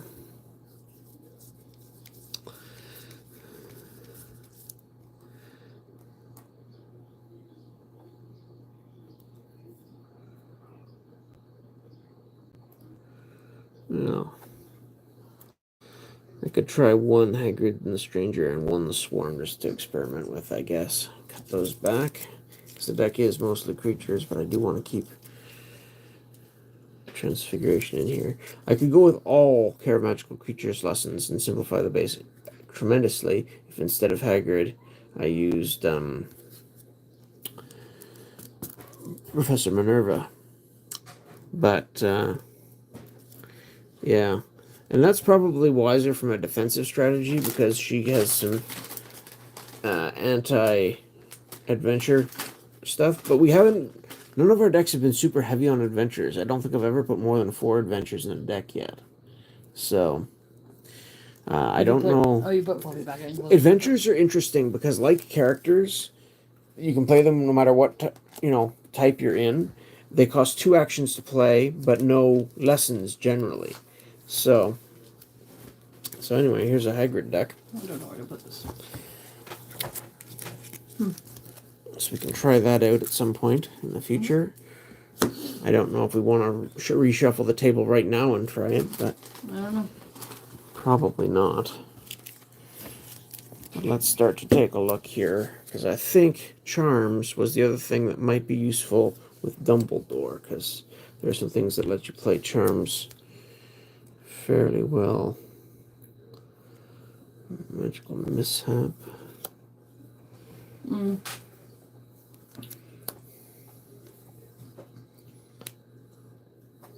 Wingardium Leviosa. During your opponent's next turn, prevent all damage done to you by one of your opponent's creatures. Again, it's very specifically anti-creature. 3 damage to your opponent or to a creature of your choice. That one is more useful for Emilius. 3 damage to your opponent is just Magical Mishap. Put 2 lesson cards from your discard pile into your hand. Again, pretty specific, but that does come up. Stupefy, 5 damage to your opponent. So, a more direct version, but a lot more expensive than Magical Mishap. Or a more higher number version. Incendio, count the number of Quidditch lessons you have in play. Not Quidditch. Charms lessons you have in play. Do that much damage to a creature of your choice. So again, anti-creature, and depending on how many lessons you have, that's... I mean, it's got more high-end potential, because it'll vary depending on how much you've got in play.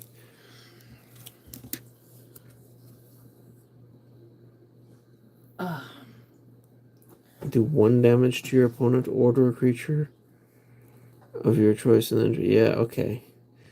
Only 1 damage, but you get to draw a card.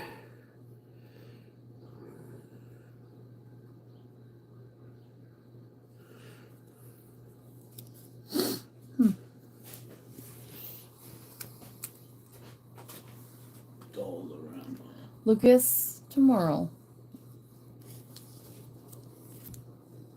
Ontario. Not today. Dilemma. Not today. Autism is fun. It can be. Ooh.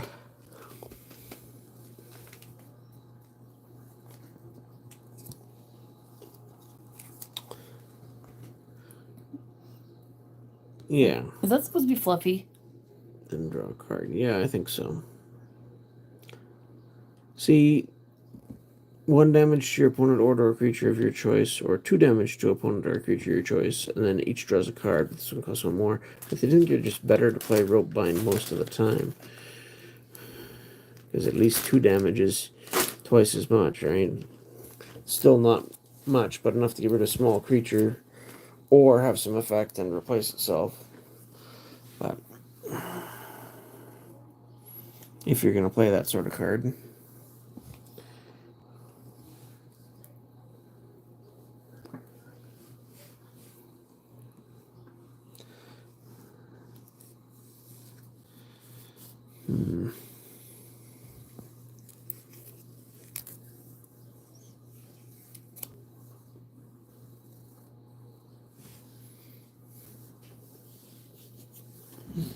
Oh yeah, now I'm gonna have to go through and... What was it? What was the charms thing that doubled all your... Must have been in Diagon Alley as well, wasn't it? I'm not sure. Alohomora, search your deck. You may take a location or adventure card from your deck, show it to your opponent, and put it into your hand, then shuffle.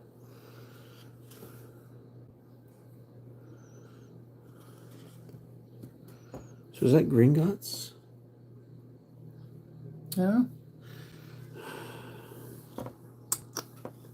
Disc. I should try and remember this. Did I have a spare Gringotts? I might have. Oh, they did have them already, but I've never seen them. Prisma had them, but it says out of stock. I'm glad we're both on the same topic here. I am so sorry. I just discovered that there is a Destined Rivals Eevee product. I had to try and find it. So what's a SPOCAT? Well, it's an abbreviation. Stands for Shiny Pieces of Cardboard and Things. And we're a bit of a variety channel, so sometimes we've done Lego and other stuff, but for the most part we do collectible card games. So Magic the Gathering, Pokemon, and other stuff like Star Trek, Harry Potter, Star Wars, CCG, We just kind of Lord of the Rings, TCG, CCG, TCG, for him to say. There's been a bunch of them. Anyway. Yeah, I should have figured that out. Yeah, there was people that didn't know what to call us because our name was so long. So I looked at the first letters of each of our, like, the words in our name, and I'm like, Spokat, that works. So it actually sounds not too bad. Yeah. I did Google it, the definition of what Spokat was, to make sure it didn't mean anything. So the EV promo can only be found in the ETB? No, that was one of the ones from what? Was it the single booster blisters or the triple booster blisters? Just a second. I'm just typing in chat. So this would be good. If it is Gringotts, and if I have a copy, that could be good to find it. But do I have a copy? Here's the sickle. You can only play one money card each turn. Before your turn, if this card is in play, you may discard it, and you get 2 more actions. It's not the sleeved booster. It's in the, like the one that sometimes they have a coin with it and a promo card, and then a single pack. Right, not the sleeve boosters, but the blister. But it's just a single one, not the triple one. Oh, it's the single booster blister. Right. I just wouldn't put the name that they have it in the thing. Mighty practice.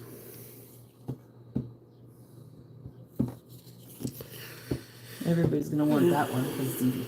Yeah, I expect so. I think I saw them somewhere, and that one was sold out, and the other one was still around at one point. Where did you see it? Online somewhere. Online. Must have been I thought you meant in a store. 401 or one of the other websites we check periodically. I haven't seen those, but I guess I'll add that one to my ever-growing list. Forbidden Corridor. Yep. I can understand that. It's a rather intimidating looking version of Fluffy.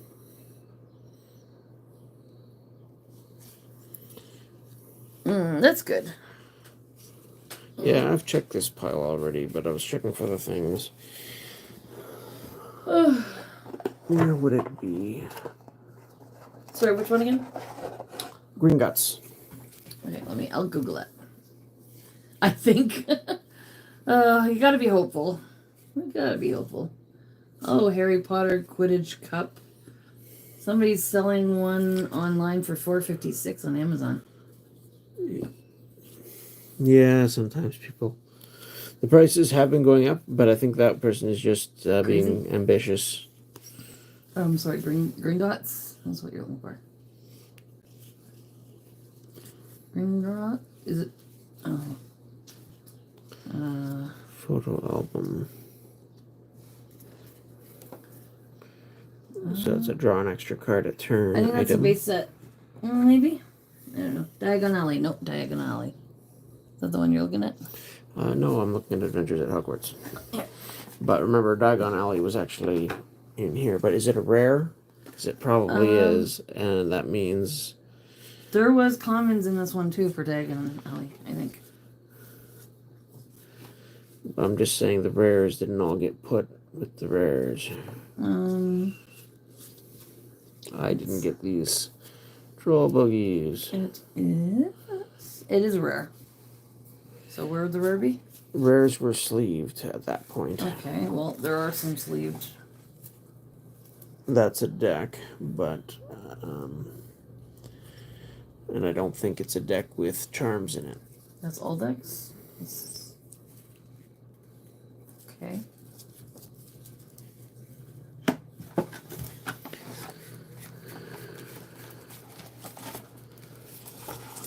Oh, no, don't do that. So if you see a little stack of sleeved cards... There was one on this side. Oh, here it is. Is there only one? Oh, there's Gringotts. Now, does it do what I thought it did? Each player gets one more action on... Nope, this is not at all what I was looking for. What card was it then? Because Charms? there is a card for charms that doubles what your lessons do. I've seen it. Unicorn just goes to. Oh, Give me the set. Set binder. Or where did I put it's over here. Sorry, I just moved out of the way. Because Oh, this... shit. I don't like putting it just on top of these piles very much, but they're sleeved and they're mostly commons. So Alright. let's Birds see are if I hungry can and find- screaming at me. Gotta feed those birds. See if I can find it here. What was this pile? Oh, this was the stuff I pulled out of that deck. Never mind.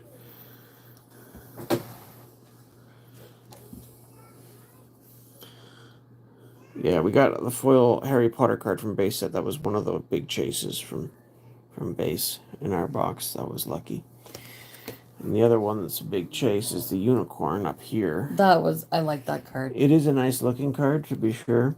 And we got the it hollow. looks like it would be handy to play as well.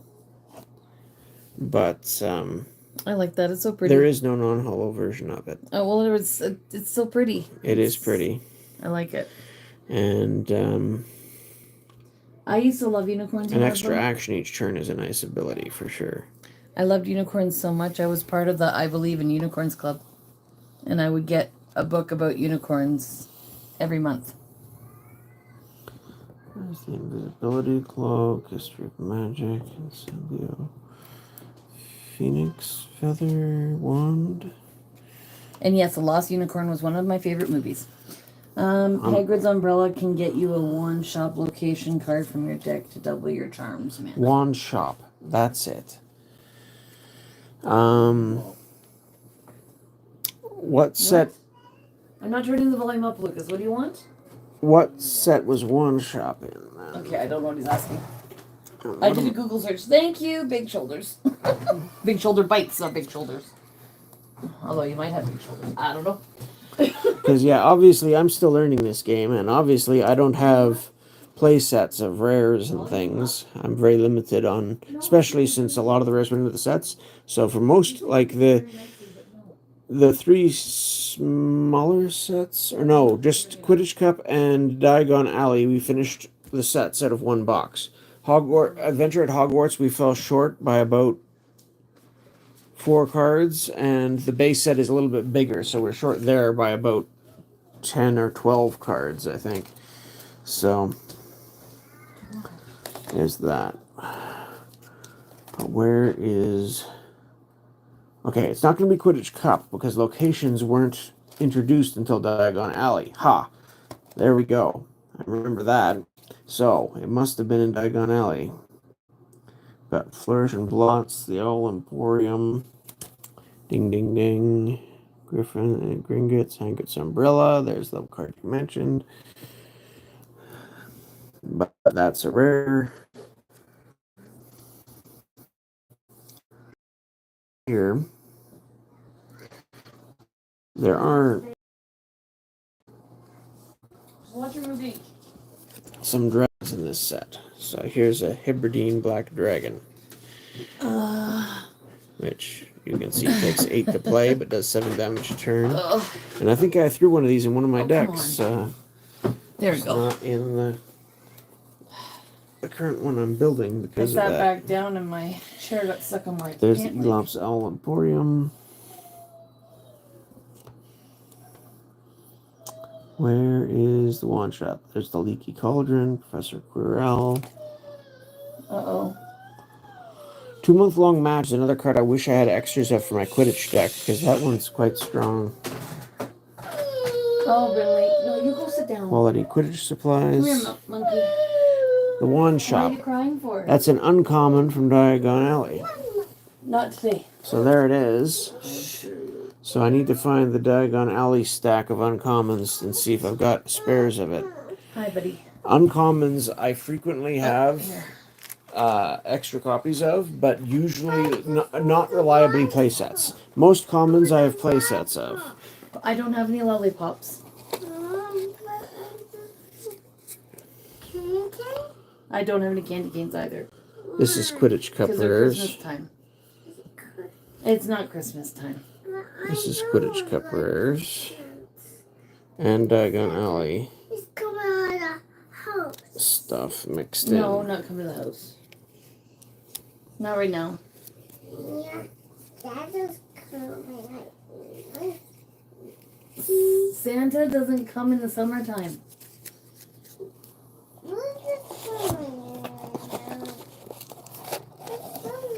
I just have a spot on my lip. I scratched myself. Oh, Yep. Mama. I know. I'm okay though. Okay, so this is an uncommon from the right side. Lucas is in the kitchen. Milk. You want milk? Okay, just a second. Isabel? These are your commons from the right side. I want to do that. You want to do that? How did I miss the boar?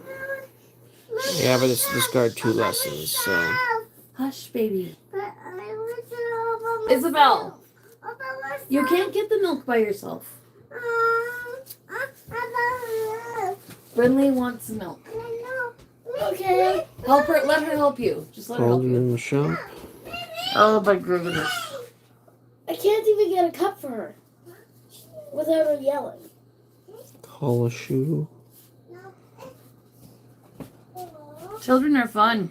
5 damage to your opponent, or... Yeah, but again... Mom got cherries. You gotta wash those before you eat them. 1 shops, there we go. 1, 2, 3, 1 Not shops. today. You know we're not going today. I think Dollarama's closed now. Dollarama's closed. You have to wait till tomorrow. So, if I'm going to be playing charms, I'm going to want these. Where's the sleeves? Right here. Those are perfect fits. They're not for decks. You sure? Yes. Gave you? No, I'm sure these are perfect fits. Exactly. They're perfect fits, which Oh, means you I want don't the use them penny for decks. Right. Sorry. Okay, not now, Lucas. Go. This child, I tell you guys, he does not give up. He thinks we'll forget we promised him Dollarama. Hagrid's umbrella is also in Diagon Alley. Yes, but Okay. Hagrid's umbrella is one that I'm quite sure I do not have a double of. I just have the one for the set, and I don't really want to pull it out of the set. The other problem with Hagrid's umbrella... Not now, Lucas. Tomorrow. Where is it? Go. Yeah, it is just sort of a tutor, so... I think I do want to try these, but I've got 3 copies, so that should be enough to get them fairly regularly. not today. I think kids are starting to get restless. I don't think we're gonna get a game in. I don't think so either. But that's at least a couple of ideas to put towards the decks. Isabel, can you put those in a bowl and take them outside? I don't want you having the cherries in the bedroom. Because these will play nicely with that Dumbledore for playing a deck with a lot of expensive stuff in it. It's for me. Not all of them. No, It's for me. Okay, outside. Oh, she can be so cute sometimes. It's so funny at the same time. So like Aura Creature is pretty nice, but again, cost 9 is usually quite a bit. But if your lessons each provide double, then 9 is much more doable all of a sudden.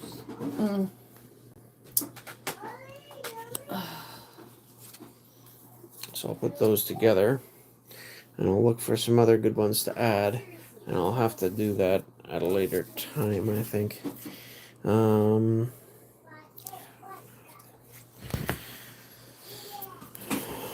We've got piles and piles, and like I said, I need to work on my sorting system here to begin with.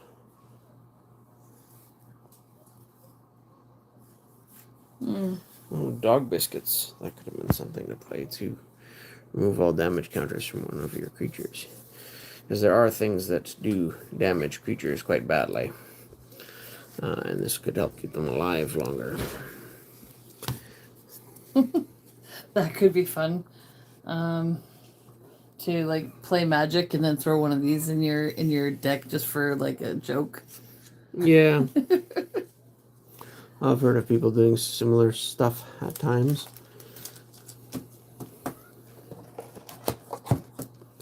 Did I give you the sleeves or the? Sorry, penny sleeves are here. Okay. I'm glad I suggested for you to get some. Yeah, well, I probably have some at the bottom of one of these boxes or something. Maybe, but So, you know, that makes it easier because they're right there. I But like. yeah, these decks are never going to be competitive, in part because I don't have 4 play sets of rares, which for some strategies is pretty much essential, or close to. And for another, I don't have the largest set. Like, Chamber of Secrets is even bigger than base set, and it's got some of the strongest cards in the game in it. So, I just don't have access to most of that. I've got a couple of Chambers of Secrets singles, but not many. Next time we go to the city, we should go to the thrift store, the one that your brother works at, and see what they have They're there. never going to have this there. I really No, can't but see it. I like looking through the different cards. and Yeah, what cards sometimes they you have. never know what you'll find. Sometimes you suppose, find but some fun stuff. Sometimes.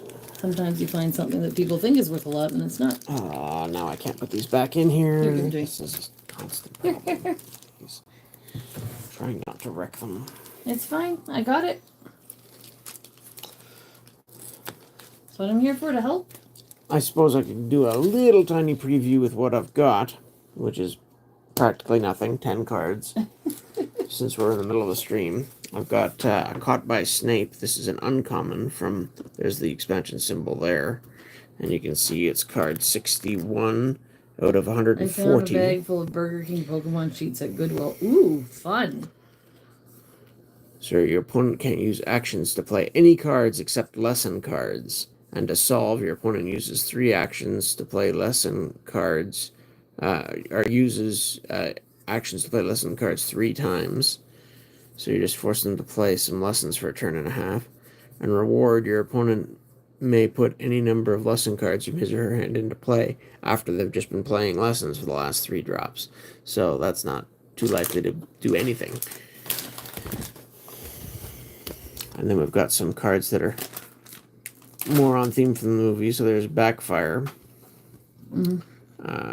Ron's wand was malfunctioning, surpassing itself on Friday morning by shooting out of Ron's hand in Charms class and hitting tiny old Professor Flitwick squarely between the eyes.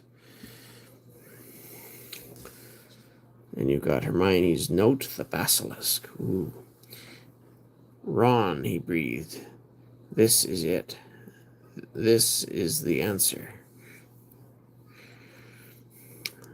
And again, the base set is 116 cards, so 140 is bigger than even that. And the expansions in between are all 80 card sets, which, being nice and small, made it possible to complete 2 out of 3 of them just from opening the boxes, which was nice. There's a Howler. Do 2 damage to your opponent. Then if your opponent has any cards in their hand, look at them, choose one of the cards, and put it on top of their deck.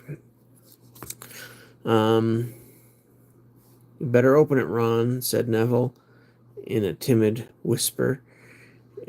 It'll be worse if you don't. My gran sent me one once, and I ignored it, and he gulped. It was horrible. Ooh. There's Beetle Buttons. Choose one of your opponent's creatures in play and discard it. Ron's mood was not improved by Hermione showing them a handful of perfect coat buttons she had produced in Transfiguration. A guide to household pests. And there's Gilderoy Lockhart on the cover. You may use an action and discard this card from play to choose a creature in play and do 4 damage to it. And it also provides Cure Magical Creatures, so it's basically a Cure Magical Creatures lessons that cost 2 lessons to play in the first place, but it can also be used as a creature removal, so double purpose. Copper Cauldron. Basically, there's a bunch of different cauldrons, so this is a smallish one, but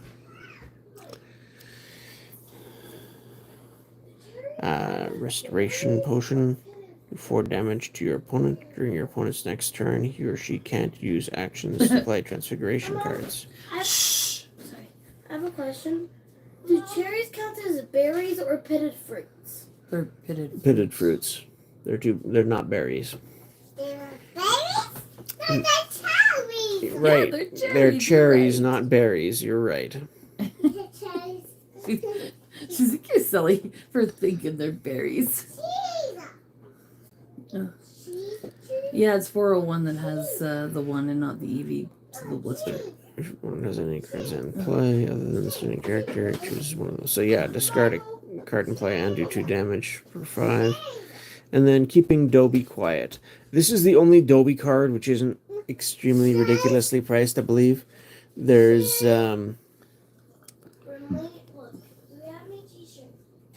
like Chasing Dobby or some other Dobby card that are both really expensive because they're rares and they're strong or something. This one's only an uncommon, so it's not as expensive, but this is the only card I own with Dobby on it. Not today. So yeah, an adventure.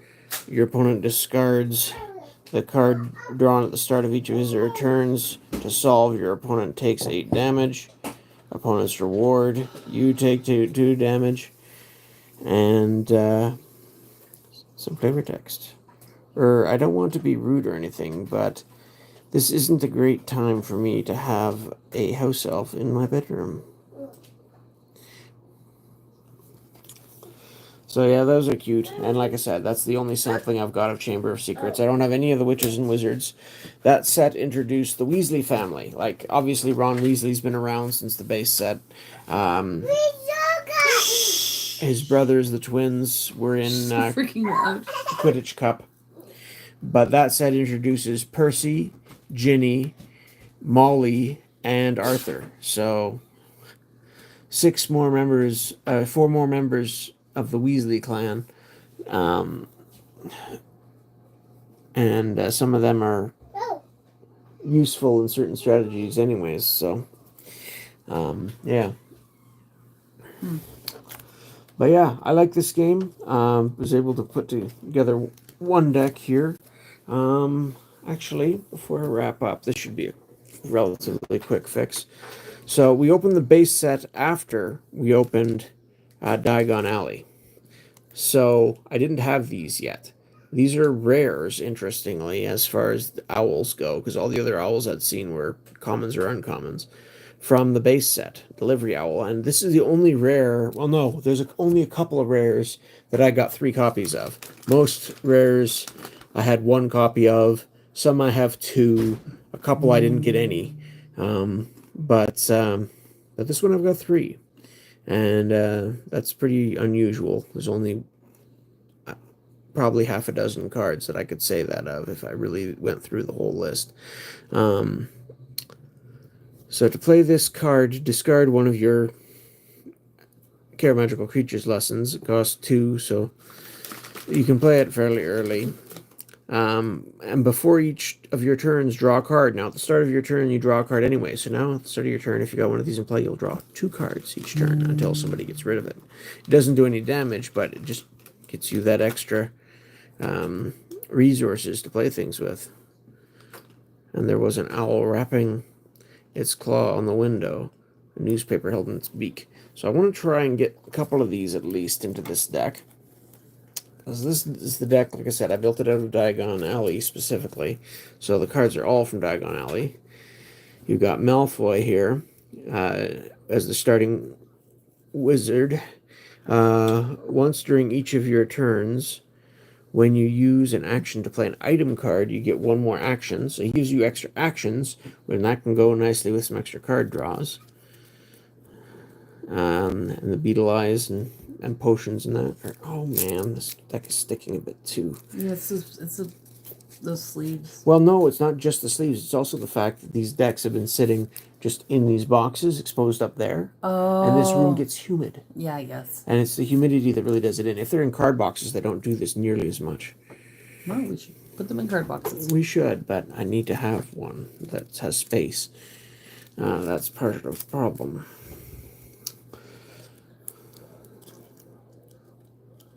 So to squeeze those owls in, the easiest thing to do, choose one of your opponent's creatures and play and do 3 damage to it. Again, it's very specific to anti-creature. I'm just like, quit complaining and put them in a card box then. And you're just like, well, we need one. I'm sorry. That's all right. I find humor in the little things. Cauldron Shop. So this, either player may use an action to search his deck. That player may take an item card from his or her deck that needs potion power and put it into their hand. So this helps you assemble your combo for the potion side of the deck. Now, this deck's already got owls in it, obviously. It's got barn owls, tawny owls, and screech owls, I think. So the barn owls, you may discard one of your care of magical creature lessons from play. You may, you don't have to. Ontario. Not today. Damo. Not to put today. a creature card from your discard pile into your hand. We got a river troll because I just wanted something a little harder hitting. Yeah. The tawny owl. When you play this card, you may put a non-healing item card from your discard pile into your hand, so they get your items back. Handy in a deck that's got an item theme for sure. The barn owl, I already put a creature card from your discard. Yeah. Hedwig. When you play this card, you may put a non-healing card from your discard pile into your hand. So it's got an extra health, and it's a little bit more specific, or sorry, more general. You can target more things from your discard pile, and it doesn't have the stipulation of having to discard a lesson to do it either. Oh, man, this is getting frustrating. I didn't do it.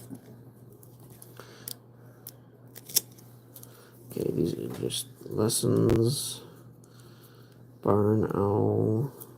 How much were they selling Ezra C packs at? I don't remember. That's close anyway. There's the beetle eyes for the potion. The letters from no one. There's my extra black hybridine black dragon card. Which, you know, again, I wanted a few cards besides the owls in the deck that were harder hitting. Yeah, they're sticking, like I said. I have that one back. Yeah. I'll keep this one. No, it's for the deck. Oh. Anyway. I'm not allowed to steal his cards. Now, anymore. all these owls, part of the reason I was even trying this theme in the first place was because of this card. But this is a rare location, unlike those cauldron shops. Elop's Owl Emporium. Each owl has one more health, and whenever an owl does damage, it does one more damage. So that basically, all the owls in here deal 1 damage and have 1 health. So that basically makes them 2/2 instead of 1/1.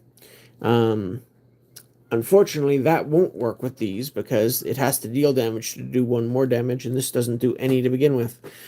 But that's not what these are in there for.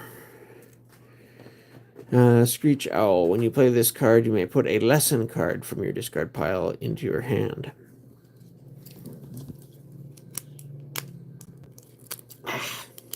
And it's stuck to something as everything else. Hagrid. Through the arch, your opponents can't play spells. Your opponent skips a total of 4 actions to solve it. And your opponent may then put an item card from his or her discard pile into his or her hand. So there's a healing spell. Almost. I tossed the can to the bottle bag and it Item. bounced out of it. Oh, silver unicorn horn. Yeah. It's a healing item that takes place over a couple turns. We've got some books. Barn Owl, Bulgi Potion. The good thing about this game too is it doesn't take forever to play it. It's a pretty quick game. Or it can be anyways. It can be. Oh, for Pete's sake. River Troll. What did Pete do? Quit blaming Pete. Oh man. Ugh. So yeah, this deck does run fairly, you know, with some internal consistencies for sure, that help it between the owls that work together and the others. But I do want to try and get one of those owls in here. I'm not sure what to cut. This I could, if I sorted it, I could see how many of which owls I've got. Letters from no one. Your opponent use action only to draw a card.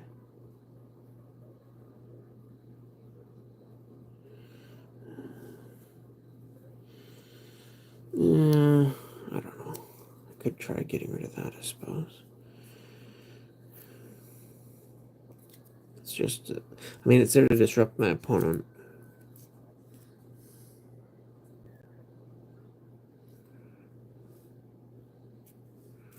But it might not do anything if my opponent's sitting on a lot of extra cards to begin with. Oh, this other shop, I could the try EV ones are out of stock as well. putting an all in for that.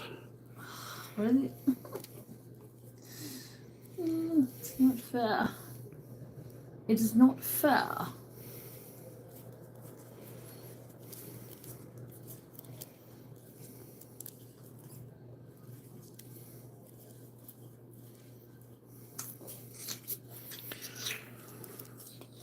Prevent one of that damage. Again, this being an item is its only real saving grace in this deck because it costs so much otherwise.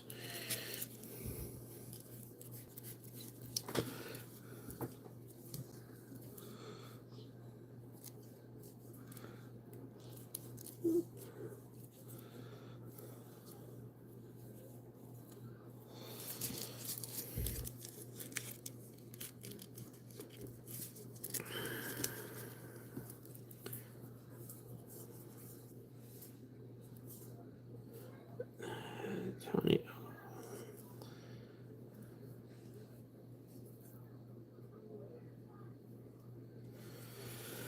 Alright, how many of which owls are there? I need to find out. Barn, Tawny, Barn, Hedwig, Tawny. So that's 2 and 2 for Barn and Tawny. Barn again. Hedwig again. Delivery Owl is the new one. I just got in there. 1 copy so far. Oh, why is it? Is it just blurry for Tawny. me, or is it blurry for other people? Screech. Screech is the one that gets me lessons back, and I think that's the one I have the fewest of. Again, Is it Barn. because you're just moving the card so fast that it's blurry? I don't know why it's blurry on mine. Screech.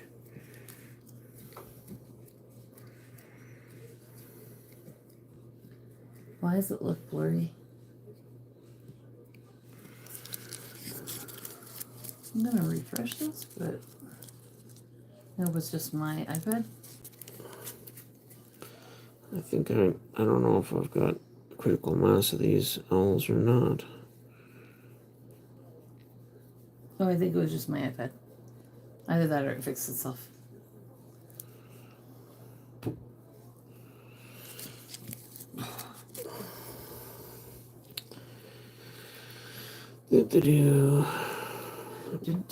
Barn and Tawny are the ones I seem to have the most of anyway. What's that song from?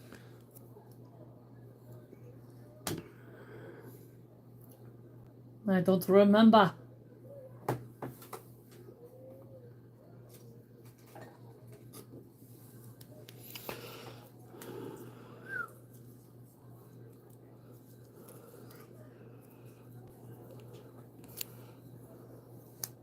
Let's try and break some of these up a bit.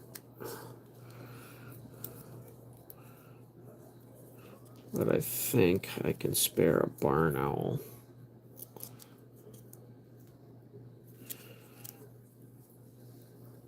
And try a delivery owl in its place.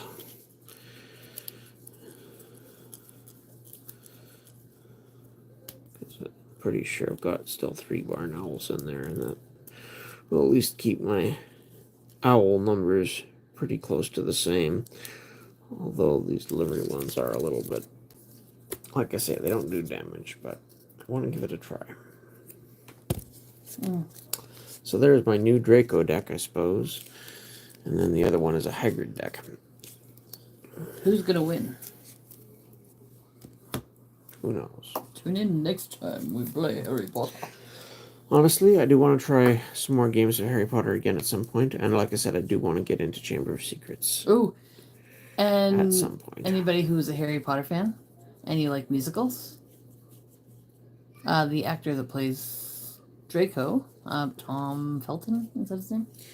Yeah. Is joining the. Honestly, anything to do with like the live action Harry Potter stuff, even the movies these days, there just seems to be too much controversy around it. Well, it's a musical. It's not a movie. Oh, I know. But then again, what are they doing? Is it a remake or It's, a version of the Cursed Child? Yeah, And where Cursed Child he's- is. That was always a he's playing controversial story. Like he's playing older. It's got his like father. some official, it wasn't written by Rowling, but you said it was good, basically. So, but yeah, even when that first came out, people never liked it.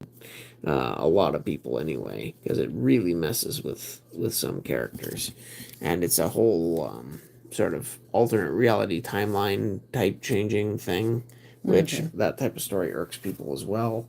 So there are some concerns with it. And, yeah. I don't know. At first, before I don't know. She's a talented lady. She is. She is. But I just wish I appreciated her writing more. When I she's was also younger. a very polarizing character. Yes. But you know what? I don't know. These days, anyway. I think everyone should have a right to their opinion. I don't know.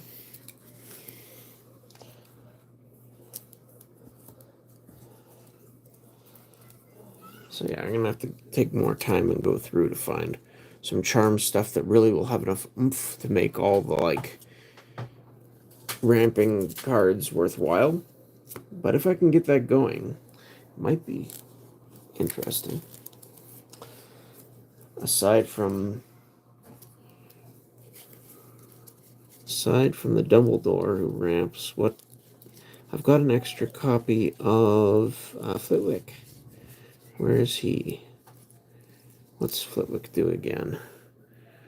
He provides, obviously, one lesson, and once per game, you may trade 2 cards in your hand for 1 card in your discard pile that needs charms.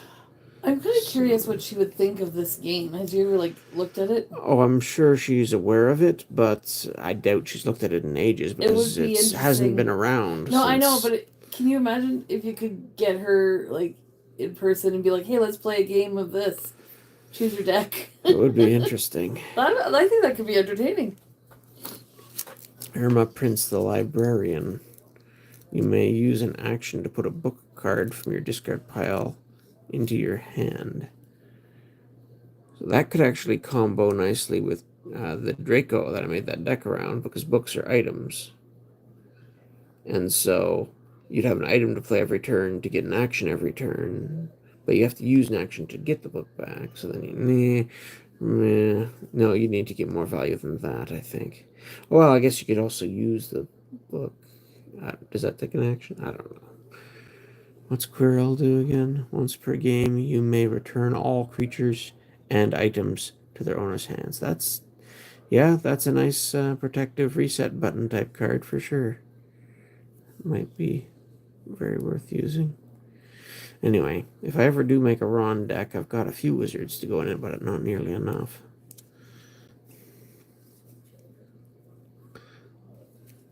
Dumbledore, Marcus Flint, and again, Draco is the original Draco is also good for keeping hand sizes down. Anyway, that's a stack of mostly rares. creatures, I don't think. I mean, like I said, the boa constrictor here is not bad. As a 2/2 for 4 that, does its thing. The wolf for 6 is a little bit more expensive, but 3/3. It's creatures work very differently in this than they do in Magic the Gathering. So, honestly, I'd say the boa constrictor was probably my favorite in this deck, and then the wolf probably second. But smaller creatures just don't have much impact. But they have to be cheap enough that you can get them out without sitting on them too long, too. If they come out real late, you really need to have something that has a lot of extra oomph to make a... Whoops. To make an impact on it. Anyways. So. I think next time we do this, I need to be a little bit more organized. We'll have some gameplay, maybe something to open if I can find some Chamber of Secrets eventually. Yeah. I really hope I can. And I'd love to do like a mail video at some point if I can find some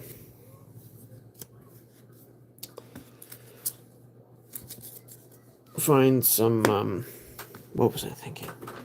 Some of the cards were missing that we didn't have for the sets to fill out some holes. The base set? Yeah, because we had a list of like cards that I was missing, and we found a store that had 4 of them in stock, but we never got an order in yet. So we'll see if they're still there if we ever do that. Yep. But we need to have some extra time and money to do that, and those things are both short often. Right. So I think Monday night regular time, right? We're gonna do regular time. I think so. Yeah. Probably won't be as long of a stream because you got to work the next day. But yeah, it's gonna be Final Fantasy MTG. Yep. And then Thursday is Pokemon Day. We've got a Cynthia's Garchomp box we're gonna open. Yeah, let's flip this around, or at least tip it up. Yeah. Come on, move. There's the castle. There's the boxes. We might do kind of split up the stream. We might do an evening build and battle of Destined Rivals. We were looking around in the city, and I was surprised how quickly this Final Fantasy stuff was selling out everywhere. Yeah. This was actually one of the cheaper prices I found, but you know how much a collector booster box goes for? It's ridiculous. I got this one for free because it was empty. Yeah, this was for like the packs though, right? Yeah, they were charging $80 a pack, and this was one of the cheaper places. Yeah. So. Hey, Veggie Beast, how's it going? Yeah. You missed the big mini tin giveaway stream. I got an empty play booster box as well, so that's something else. You didn't miss much in the Fusion Strike booster box opening. Waiting for Monday. Well, Thursday we're starting to build up the next mini tin giveaway. So, we're not gonna have too much because we don't have much to open. I've got the Cynthia's Garchomp box that we picked up. I do have some build battles, but we're not gonna open those. I don't know what else we'll do because you're working and all the kids will be home on Thursday. Yeah. Yeah. Let's just get this less earthquake. Hi. The kids in the outside, you can probably even hear them. Harry Potter cards, yeah. We're just finishing up. Papa Spogat was building some new decks. Yeah, I was trying to tweak some of the decks because I started with the little 2-player starter set, which comes with 2 41 card decks technically because you got a starting Witcher Wizard plus a 40 card deck. A lot of repetition, a lot of commons. They're not very high level, but it's something to learn the game with, and we did that for a few rounds. Mm-hmm. We've then added cards to them to get them up to 60, and then we started building our own decks with subsequent sets. And so now I want to go and I just disassembled those 2 decks entirely and starting to build some new decks. So this stream, we built a new creature-based deck based around Hagrid. It's hard. Dubious Hagrid. It's hard to see the way the lights are reflecting. Wow, yeah. Hold on a second. Maybe I can shut this off. No? That's not helping. Not much. It's not helping. You see the It's the screen. The lighting. screen from the Maybe shut this one thing off. itself. Really, no, it's the screen from the. Oh, the You have front. to, yeah. Yeah. So, anyways, this card is a pain in the butt to look at. Anyway, it's all scuffed up. It's not the best thing. Yeah. But I built a creature deck for Hagrid with Doxies and a couple dragons and wolves and. It's a lot of fun. I mean, trolls Harry and Potter's a lot of gargoyles. fun. It changes in levels as you get more cards, but we've enjoyed it. But yeah, every deck that I've built, with the exception of one, has featured care magical creatures in some form. So I want to try and branch out a little bit more. The only deck I built that didn't involve any care magical creatures stuff was the Quidditch. You're in the Hufflepuff house. Hufflepuff house. Neat. I never actually took one of those tests, or if I did, I didn't take it seriously enough to remember. So I couldn't say. But since the sorting hat lets you influence your decision, it really is sort of. I think I was in moved in my Gryffindor opinion. because So we did that after we read the books, okay. and then so we knew which character traits we didn't want. So yeah, well, yeah. that's part of it too. So yeah, it's interesting. Some of the decks, some of the things I've learned, just how important your starting Witcher Wizard can be. Because when I picked Neville as a secondary, this list looks like a handy safety net card, it completely destroyed my Woods Quidditch deck. Just the fact that he was my starting wizard, basically. The rest of the deck was disjointed because I was running 3 different lesson types. Professor Sprout is my favorite. Yeah, I'd like to get a card of Sprout one of these days, but guess what? She's in Chamber of Secrets. Yep. So, not likely. Angelina Johnson, another great card for a Quidditch deck, also in Chamber of Secrets. A lot of good cards. That in Chamber set of is Secrets. expensive. Yes. So, we'll see. Maybe one day. But maybe one day we'll play the lottery that we'll win the lottery that we rarely play. I would like to get a few more samples though, because like I said, I got those 10 random card samples that I just picked up as singles because they were cheap and they were flavorful. But they're not really the best to play with, except maybe the Hiding from Snape. I think that one's pretty solid. Or no, Caught by Snape. Anyways. I kind of want to go on a. But one of the starter decks has binge. Percy as its starting wizard. The other one, pre-constructed deck, has a second version of the twins for Chamber of Secrets. Yeah, so like I said, there's a lot of interesting stuff in that set, and I'd like to get at least a few random packs where you might pull something real good, and then maybe one of the precons. But yeah, my chance. I'm not seriously going to try and construct that set, but I'd like to have more than a page worth. Yeah. Put it that way. So. All right. So yeah. So Monday night, Final Fantasy MTG sampling. I guess you can call it that. Yeah, basically, this is going to be quite the experience because I know how Magic the Gathering messed with the Lord of the Rings and just they spun it in their own direction. They didn't follow the films like the Decipher card game mostly did. They did use a lot of book quotes. They tried to get characters and stuff that weren't in the films, which I appreciate. I liked the map lands. I liked the book quotes. Some of the art I wasn't too fond of. Overall, the art in that set is just so dark. It's almost overwhelming when you start to take in the set as a whole. Yeah. Almost every picture is very... No worries, Veggie Beast. We're about to finish up anyways. Thanks for popping in. Appreciate you. So with that as experience, to look at when you hit the lotto, don't forget. that I'm not as familiar with, because I don't know the Final Fantasy games very well at all. I know who Cloud is. I know who Sephiroth is. I know they're both from Smash Brothers. Just kidding. They're from Final Fantasy VII, but they were featured in Smash Brothers because they're so famous. And beyond that, Smash Brothers. I was gifted a sword, which is a replica of part of the sword from one of the main characters or popular characters from Final Fantasy 13. Ooh. I recently found that out. I wonder if my brother knew that. Well, it's written on the blade, FF Roman numeral 13. So, Oh. and it's fairly obvious from that. I just I'd never seen what it was based off of or knew anything. I don't about the even know why character. he gave that to you. So He's like, here's a Christmas present for for Bear. I don't know. Anyway, Yeah. so that's sort of related. Maybe Smash Brothers. It's a maybe I'll put that in the thumbnail with Yeah. the products, because it's cool looking. Yeah. But yeah, yeah.